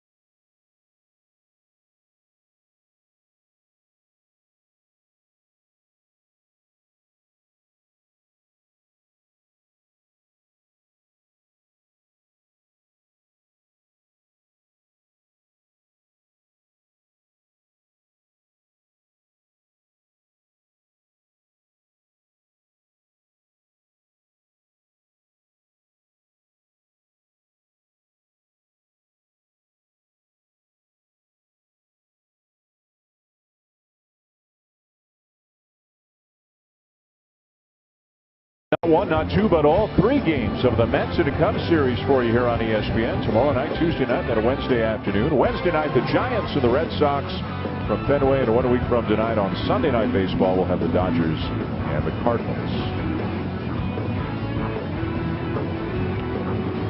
Interesting Sunday in the major leagues, including an 18-inning game. But let's start with Jacob deGrom, who threw a one-hit shutout today as the Mets beat the Phillies by a score of 5-0. Ichiro, 3 hits today.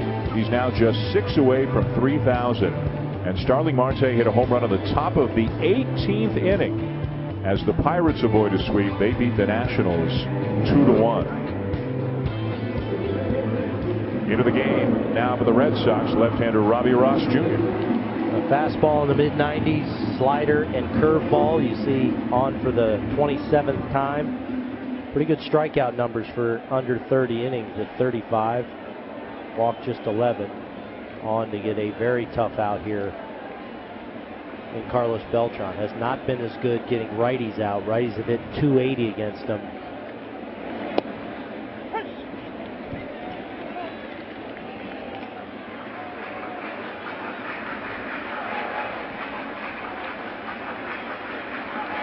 Gardner at second, Ellsbury at first. So very good speed on for the Yankees. Beltran 2 for 3 tonight.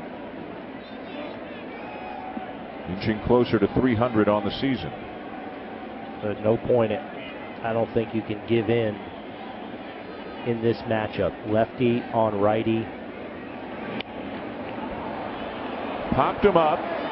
Shaw, the third baseman in foul territory, makes the catch, and that will end the inning.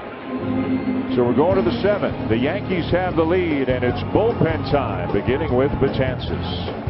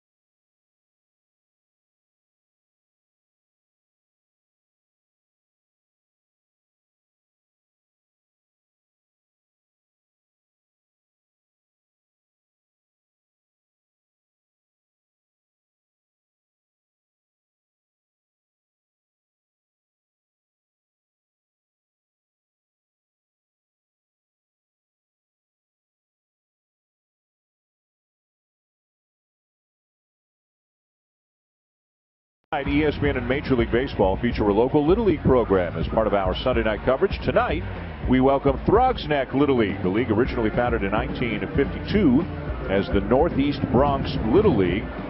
This is their 65th anniversary season, and this season has been the most successful ever as they completed a sweep of New York's District 22 in all divisions. The first time that has happened in league history. Congrats.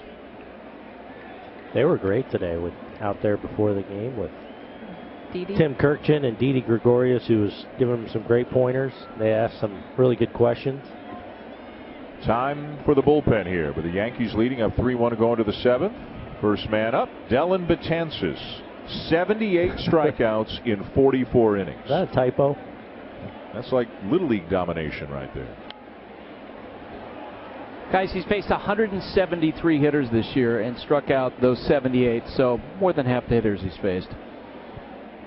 And there's a first pitch fastball. 97 typically is around his average, but he'll only throw it about 40% of the time. It's more of that slider. Some people call it a curveball.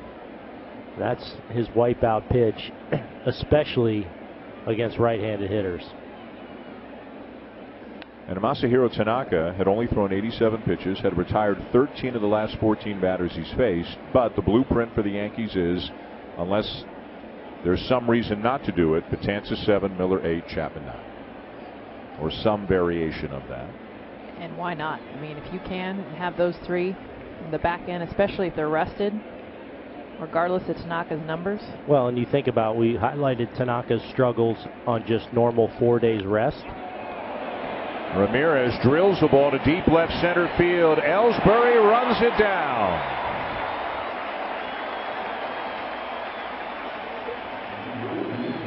Well, that's that big part of the field you talk about, Dan Schulman, here at Yankee Stadium.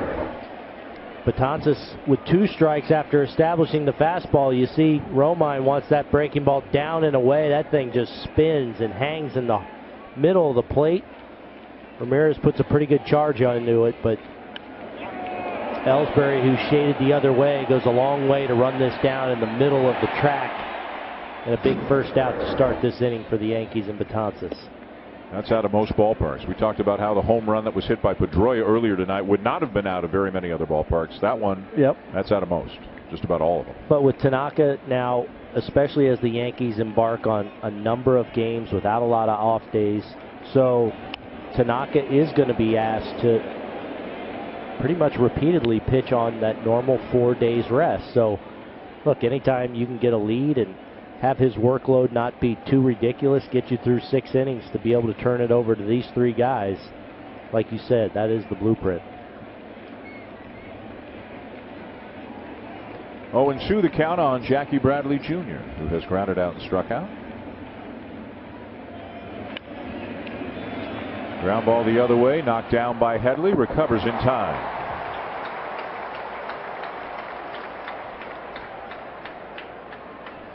Well, here's why Joe Girardi goes to his pen in the 7th inning, or one of the reasons at least. With Betances, Miller, and Chapman, you can see the ERAs, the overwhelming stuff, the overpowering stuff, all the strikeouts they have. We don't know. In a couple of weeks, 1 or 2 of them could be gone perhaps, but for now, the back end of the bullpen is as good as it gets.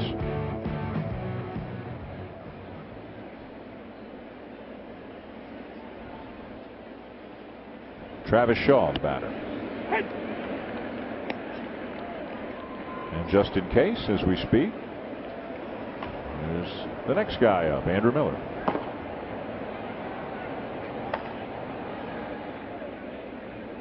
Aaron, which one of the 3 would you least like to face? Betances. Because you're a righty and he's a righty? Yeah.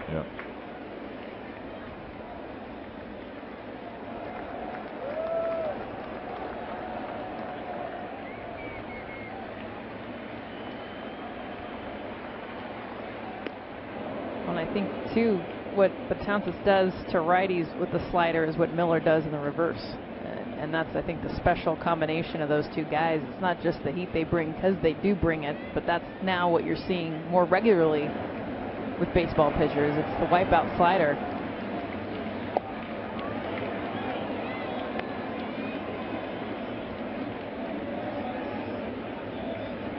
Betances taking a second to gather himself there. He's feeling, though, even though he didn't hit the spot that he wanted, K-Zone had that catch in the bottom of the zone and on the outside corner. And I think Betances felt like that was the case. Gets the call there. Shaw didn't like it, but the inning is over. 7th inning stretch in the Bronx.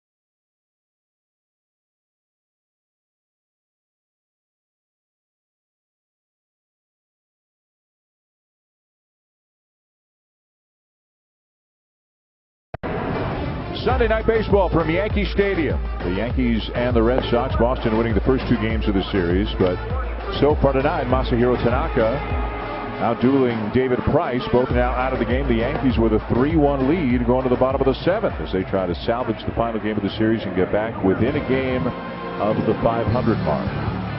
All 3 runs for the Yankees coming in the bottom of the 4th. Tanaka very good tonight. Just 3 hits and 1 run allowed. Struck out 7. And the Yankees spreading the offense around. They've out hit the Red Sox 11-3. And if you like this, we get a lot more coming your way this week, beginning with the Mets and the Cubs. Stephen Matz and John Lester tomorrow night, 7 o'clock Eastern time right here on ESPN. Then Mets and Cubs again on Tuesday night and again on Wednesday afternoon. The Giants and the Red Sox Wednesday night, and it will be at Busch Stadium in St. Louis 1 week from tonight for the Cardinals and the Dodgers. The Dodgers had a wild one today. They got 2 in the 8th, 2 in the 9th, or 3 in the 9th rather, but still fell short to Arizona. Lost 6-5. As Arizona takes 2 out of 3 from the Dodgers, who expect to get Clayton Kershaw back this week. Great news for them. Dodgers in possession of one of the wild card spots right now in the National League, with the Marlins and Mets tied for the 2nd wild card spot. Marlins beat the Cardinals today 6-3. You saw earlier Ichiro had 3 hits. Giancarlo Stanton had 2 doubles today for Miami. He has really been heating up in recent weeks. A-Rod with a fly ball toward the right field corner. Betts can't get there, and it drops just foul deep down the line. Did he not see that? I'm wondering. He pulled up late. I think if he runs through that, he's got a chance to make this play. We've seen some excellent plays from the Red Sox outfield tonight, but I don't know. If he continues to move hard, maybe he has a chance to slide into that wall or perhaps make a running catch. I don't know what caused him to pull up. It's almost like he said, it's going to go foul. I'm going to let it go foul, which, why would you do that? So a second opportunity for Alex Rodriguez. 0 for 2 with a walk.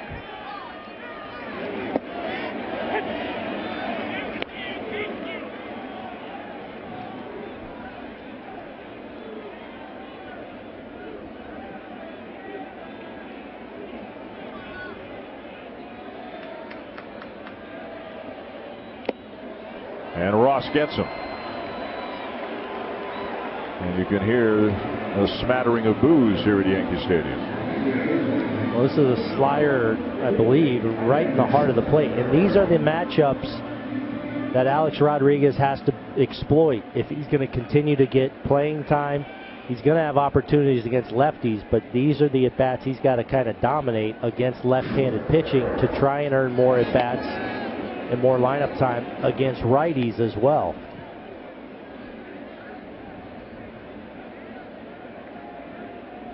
Only started 1 of the 10 games before the All-Star break. Part of that was not getting a chance to start against righties. Part of that was Beltran, who was dealing with a hamstring injury, so he was DHing more often, and that takes Alex Rodriguez out of the equation. The hamstring is healed, so Beltran back in the outfield for the most part right now. Broken to bat, ground ball to third. And Headley is retired. Well, let's take a look at Didi Gregorius, who we've talked about being such a hot hitter, especially against left-handed pitching. Watch him just set that front foot down. That way he's in hitting position early, and then real simple. The lower half stays straight through the ball. It's violent, and then he gets in that good hitting slot and has a great bat path through the zone. This was a ringing double to right field that followed up a rocket of a single back through the middle in his previous at bat, but continues to dominate left-handed pitching this year. 370 now. Seeing the ball incredibly well, and I think simplifying the lower half, virtually no stride.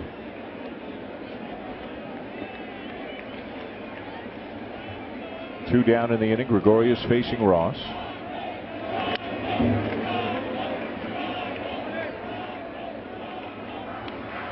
A single and a double in 3 trips tonight for Gregorius, hitting .299 on the season.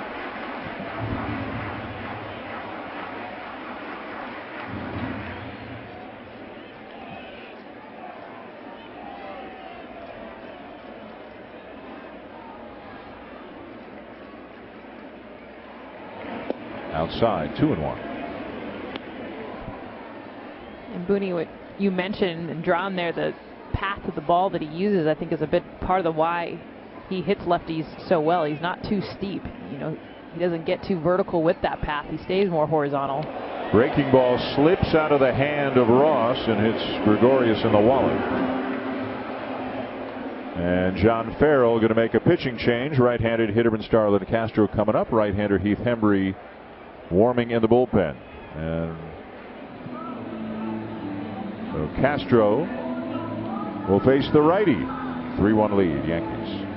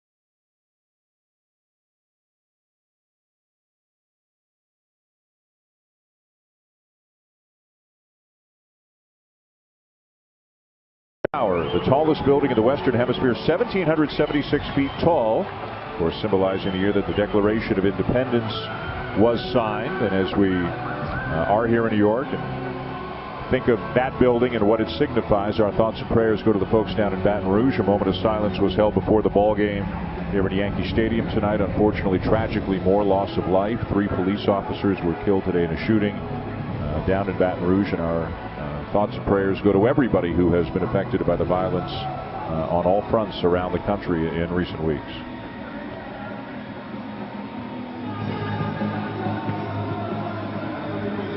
Back here at Yankee Stadium, a new pitcher for the Boston Red Sox. Right-hander Heath Hembry to face Starlin Castro.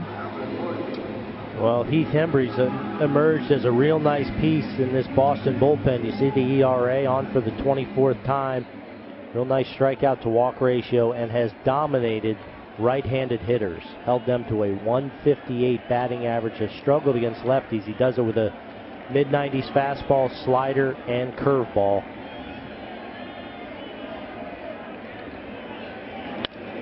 First pitch swinging, ground ball to short. And they'll force the runner at second to end the inning. End of 7 in the Bronx. Coming in top 8, Andrew Miller.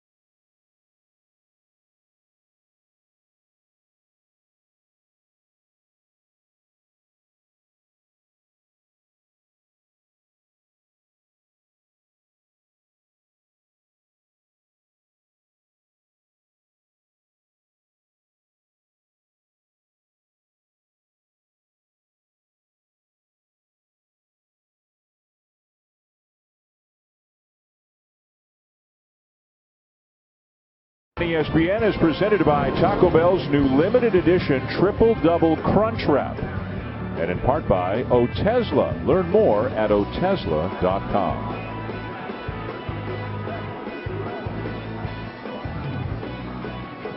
Changes for the Yankees as we go to the 8th inning. Aaron Hicks takes over in right field for Carlos Beltran. And the new pitcher for the Yankees, Andrew Miller. Andrew Miller, the coveted left-handed reliever for the New York Yankees. Those stats speak for themselves. Like Betances, fastball in the mid-90s, and that slider. And that slider he'll throw about 60-61% of the time.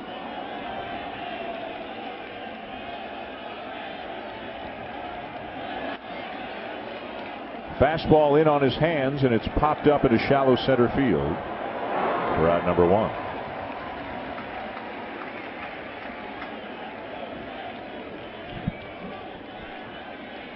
Follow live baseball with the MLB.com at Bat app. Stay up to the moment at any moment with game day, live game video highlights, StatCast, news, and more. Download MLB.com at Bat, the #1 app for live baseball on your phone and tablet. Pinch hitter for the Red Sox. It'll be Bryce Brentz, a right-hand hitting outfielder, to bat for Brock Holtz with the left-hander Miller on the mound. And he'll look at that slider for a strike. That home run you see that he's hit has come against left-handed pitching. That he's hit at a 320 clip against lefties.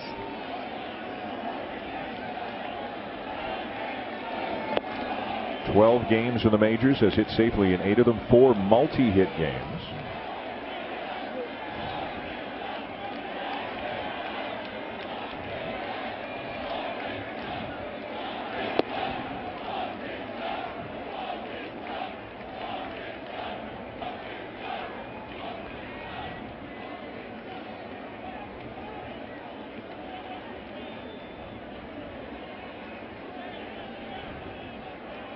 Slider sweeps inside for ball 3.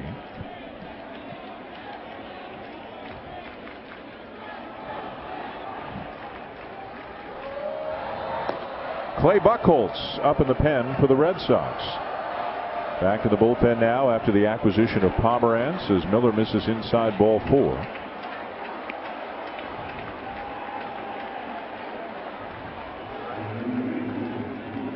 This is an interesting guy because if the Yankees do go into sell mode, you got to believe it would be automatic they would trade Chapman. His contract is up at the end of the year. I don't think it would be automatic that they would trade Miller. He's got 2 more years on his deal, guys. $9 million per season. I want to bring Buster in on this as well.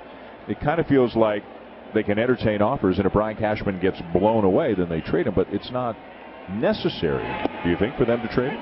Absolutely not. And I think you do have to get blown away, which I think when it comes down to those final couple of days, assuming at that point the Yankees are sellers, I think they will get blown away. Because you're talking about Texas, Washington, San Francisco, Cubs maybe.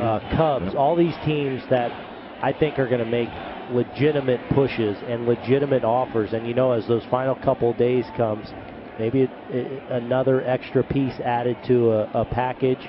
That's why I think ultimately he'll go. But I do think they would have to be overwhelmed. Absolutely, and that's exactly why, you know, you think about the difference of Chapman, the difference of Miller is that year. The fact that you get another 2 years with him, and so what you're able to get in return is with the Cubs. Is it a Kyle Schwarber? I mean, it's got to be something so big and so good. Buster, what do you think? What if the Yankees are sellers? What do you think the likelihood is that they trade Miller? His value will never be higher than it is right now. And what I've been told by other teams is about what they're asking for. The response was the best of the best. In other words, he's telling teams this is what the asking price, and maybe for the Cubs it is Kyle Schwarber. And keep in mind, they have been exchanging names for a couple weeks now. They have been preparing for the possibility of making trades with Chapman, with Beltran, with Miller, and so that way they'll be lined up whenever they get the go-ahead from team ownership. Full count on Mookie Betts. To center field, Ellsbury back, and there, 2 down. Well, if the Yankees are sellers, here's what other teams will be looking for, among other things, but these are two huge potential chips in the trade market. Aroldis Chapman, he of the 103-mile-an-hour fastball on occasion, 17 saves, and Andrew Miller, who's been just as successful as a closer as he has been as a setup man in his career. And by today's standards, $9 million per season for the next 2 years, that's pretty good value for one of the best relievers in baseball. And the beauty about Miller, obviously the value and the 2 more years of control and the dominance is whatever team he goes to, you can plug him into any situation. You don't have to move a closer, so you don't have to have that situation that maybe perhaps comes uncomfortable. Andrew Miller's happy getting you out, whether it's the 7th, the 8th, or the 9th. But that's a fascinating conversation. If he were to go to the Cubs, does Rondon stay as the closer or does Miller close? If he goes to the Giants, does Casillas stay as the closer or does Miller close? But as you said, you can do it at different ways. Right. So you don't have to worry about him. You know, I need to be in the 9th. No, or I need to not be at all. this. One team to keep in mind, too, guys, that I think is a sleeper in this are the Cleveland Indians, because they have a clear need. They have the prospects, and there's no question about it. Now, he would be a guy who would fit their payroll, and maybe he helps them perhaps push over the top. Well, they've sure got the starting pitching. We know that. They beat Minnesota again today. Josh Tomlin got the win. They're 17 games over 500. Right now, the Indians and the Rangers are both 17 games over the top mark in the American League.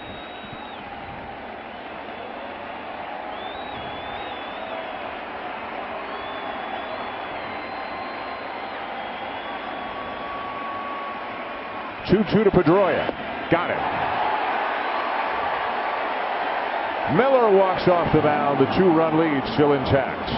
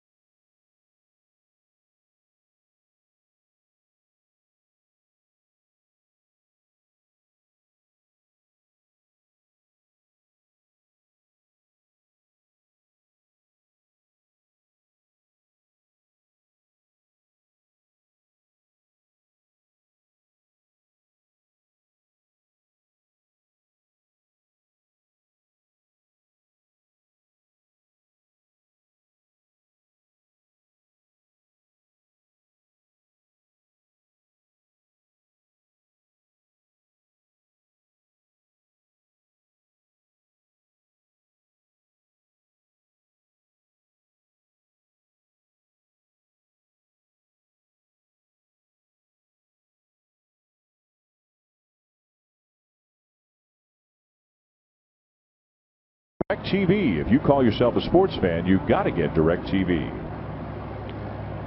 And if you're a sports fan, stick around after we're done for Sports Center at Night. Kevin Connors and Lisa Kearney. They'll have all the highlights from the Open Championship, around the major leagues, NBA, Summer League, and the rest of the day in sports. Sports Center at Night after the game tonight. Also streaming live on Watch ESPN and the ESPN app. Steve Hembree back on the mound for the Red Sox. Rob Refsnyder leading off the bottom of the 8th. The Yankees up 3-1. Bryce Brentz remains in the game in left field.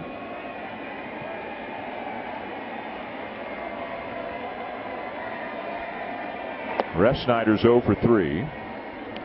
Austin Romine is out on deck, and then after him would be back to the top of the order for Brett Gardner.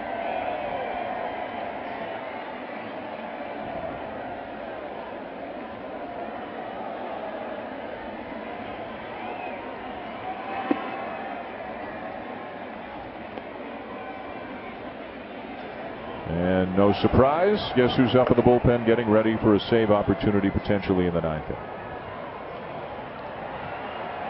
So he has a slight lead in pitches thrown at 100+ miles per hour in the last 7 years. Close race there. Yeah, it's only about 1,200 ahead of Kelvin Herrera.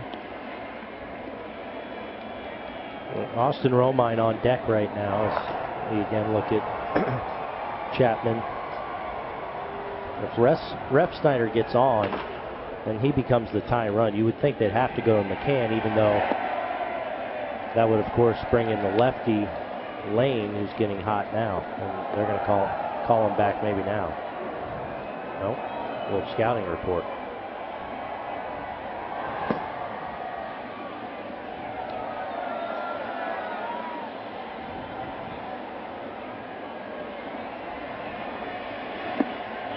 And there's ball 4.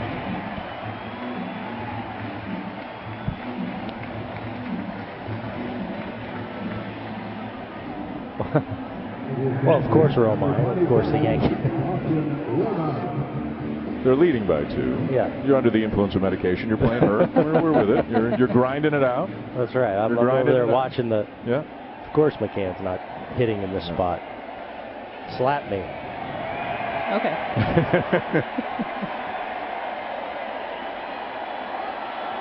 McCann getting the night off tonight.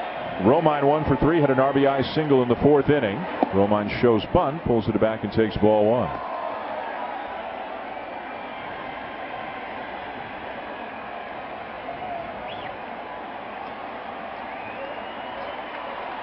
"11 hits for the Yankees, just 3 for the Red Sox tonight." The Red Sox got the early lead on a first-inning home run by Dustin Pedroia. The Yankees with 3 back in the 4th, and that's all the scoring tonight. Pops the bunt up, and Leon runs it down. Nice play for the out. I love what Leon does. There's no need to lay out because he just thought, I'm going to run as fast as I can through this ball. That's going to give me the best chance to chase it down. Sometimes you'd see a catcher at this point just kind of lay out. He keeps working through it and throws his arm, extends it at the last second so he can get as much coverage as he can. Nice play by the Red Sox catcher. And time now for a pitching change. John Farrell to the bullpen for the left-hander Tommy Lane coming on here at Yankee Stadium.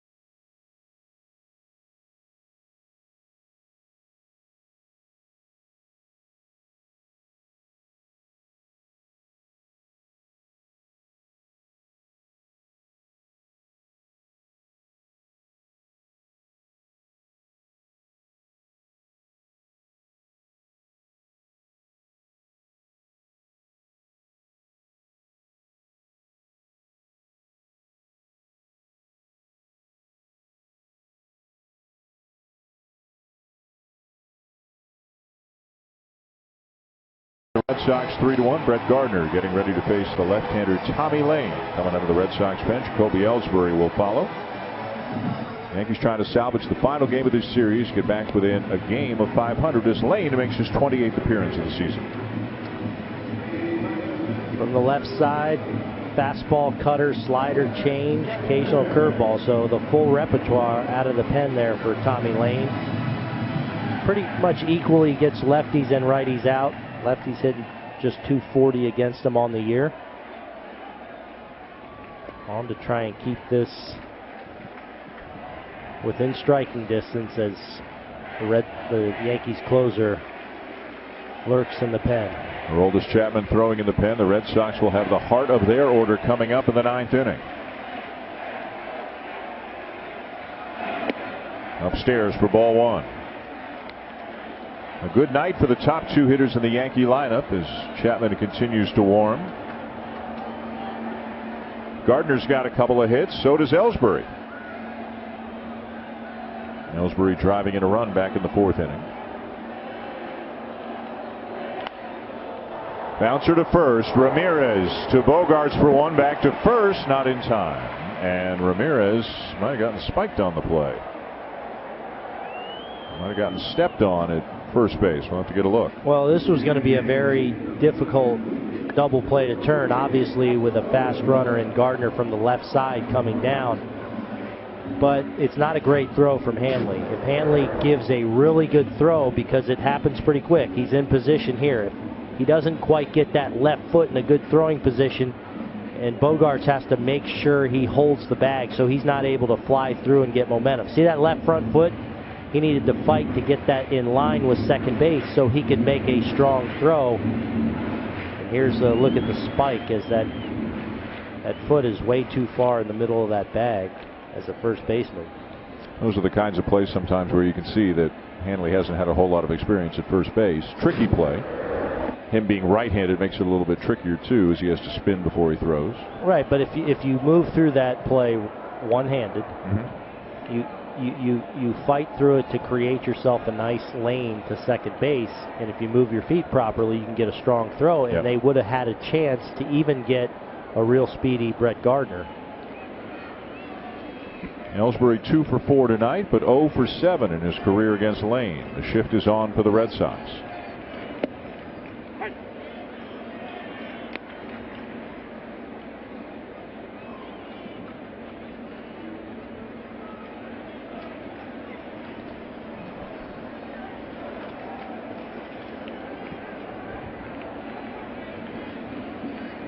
Runner goes. Throw down on a bounce and not in time. Stolen base for Gardner, his 13th on the season.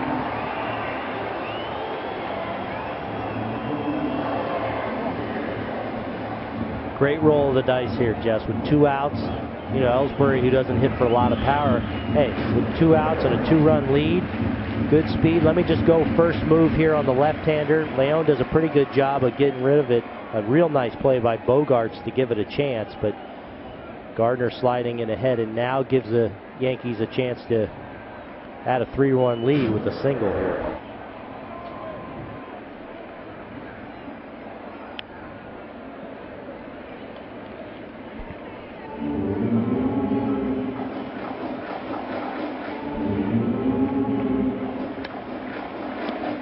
John Farrell's team has won 6 in a row. The Orioles lost today, so a win for the Red Sox tonight would move them within a game of first place. A loss, they'll remain 2 back. The Blue Jays were victorious today, beat Oakland 5-3. So if Boston were to lose, Toronto would be a game back of the Red Sox. Could be a very interesting race in the American League East.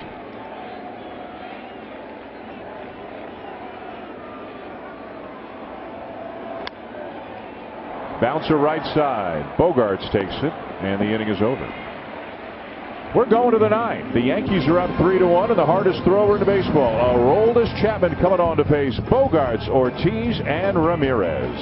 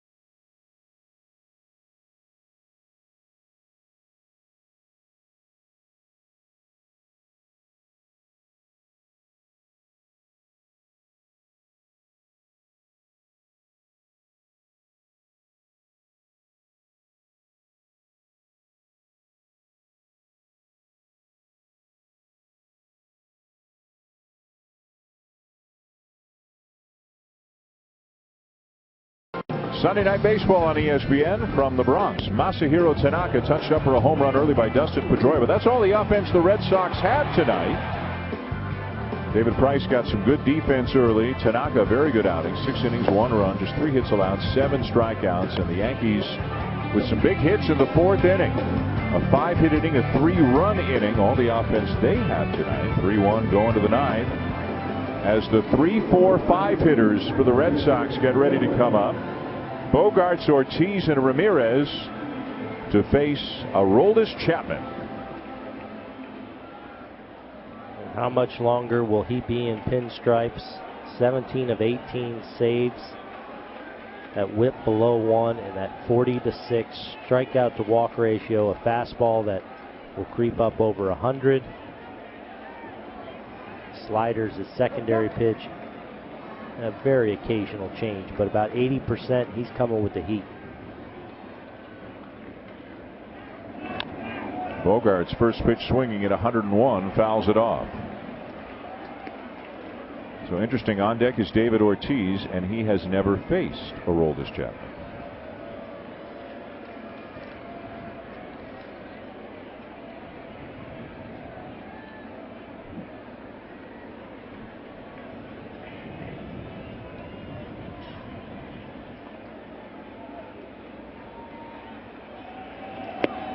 Oh, and 2 at 102.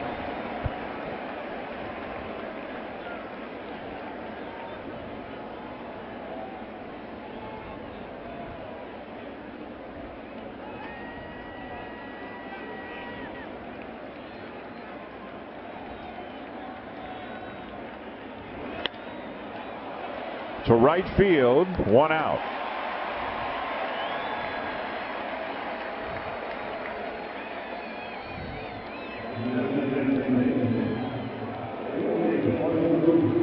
Now Big Papi. This feels kind of fun, doesn't it? Chapman and Ortiz. First time.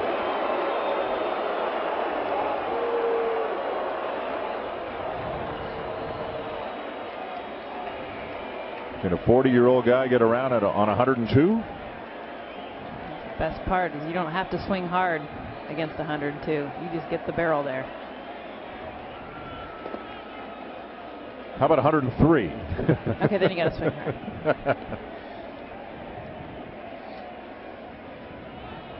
Well, with 3 of the 4 pitches, he really hasn't been near the strike zone. Bogarts left the strike zone a couple of times, and that first pitch way down and out of the strike zone. You might see Big Papi, not as he does not represent the tying run.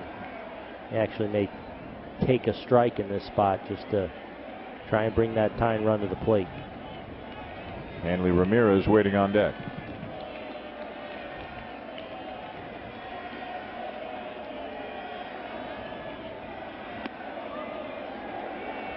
Took it high, ball 3.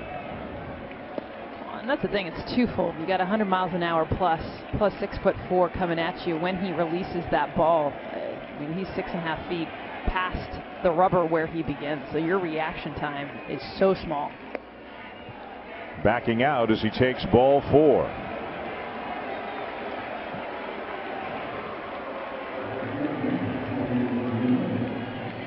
And we're going to have a pinch runner for the Red Sox. Michael Martinez, recently acquired from the Indians, is going to run for Ortiz.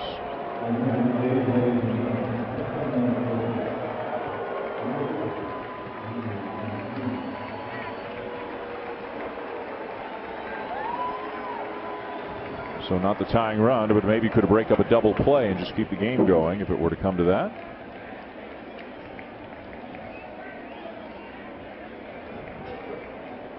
Hanley Ramirez at the plate represents the tying run.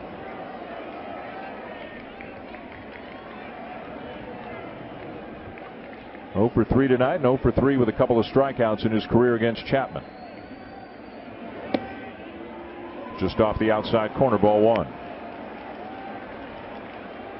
Haven't seen a slider yet, have we? No, and we've seen 8 pitches now. 7 of them have been out of the strike zone. Again, Bogarts helping them to lead off this inning, but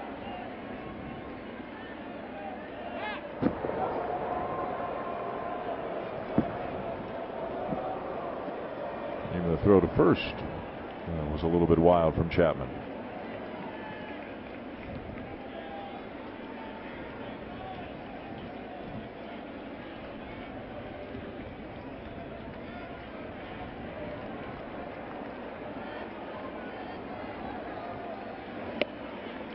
There's a strike.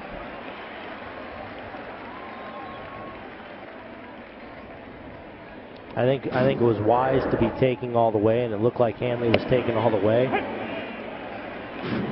But also, you don't want to let him back into the count, because if he gets ahead of you, then it's a real problem. You want to be at a position of strength against Chapman, ahead in the count, where you can really pick one side of the plate, maybe pick up or down, that you want to look, that you feel comfortable that you can maybe get to it. Well, there was the first slider, and it wasn't a good one. Yeah, so, I mean, and that will tell, and you see Pedroia there talking, that was the slider right there. The first one they've thrown wasn't close, and didn't look like he had a feel for it. He's not going to really go back to that anytime soon. You can eliminate that pitch. Now you're in a favorable count. Pick a spot on the plate that you're comfortable going after, that maybe you can drive a pitch.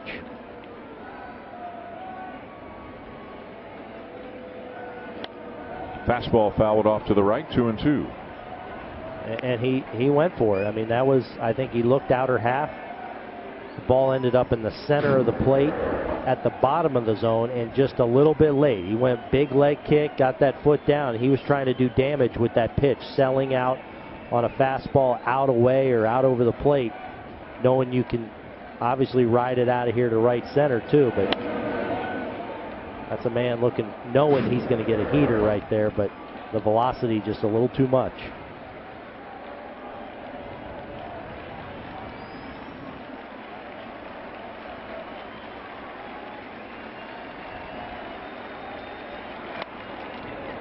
Late again.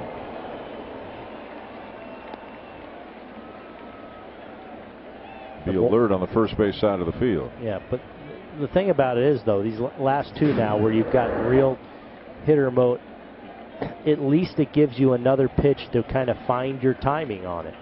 You know, and yeah, it's 102, 103, but if you can see some, swing at some, and find that timing, maybe eventually you find it. Now, if he slips a slider in here, you might be in some trouble. Fastball grounded to second. There's one, and that's the ball game.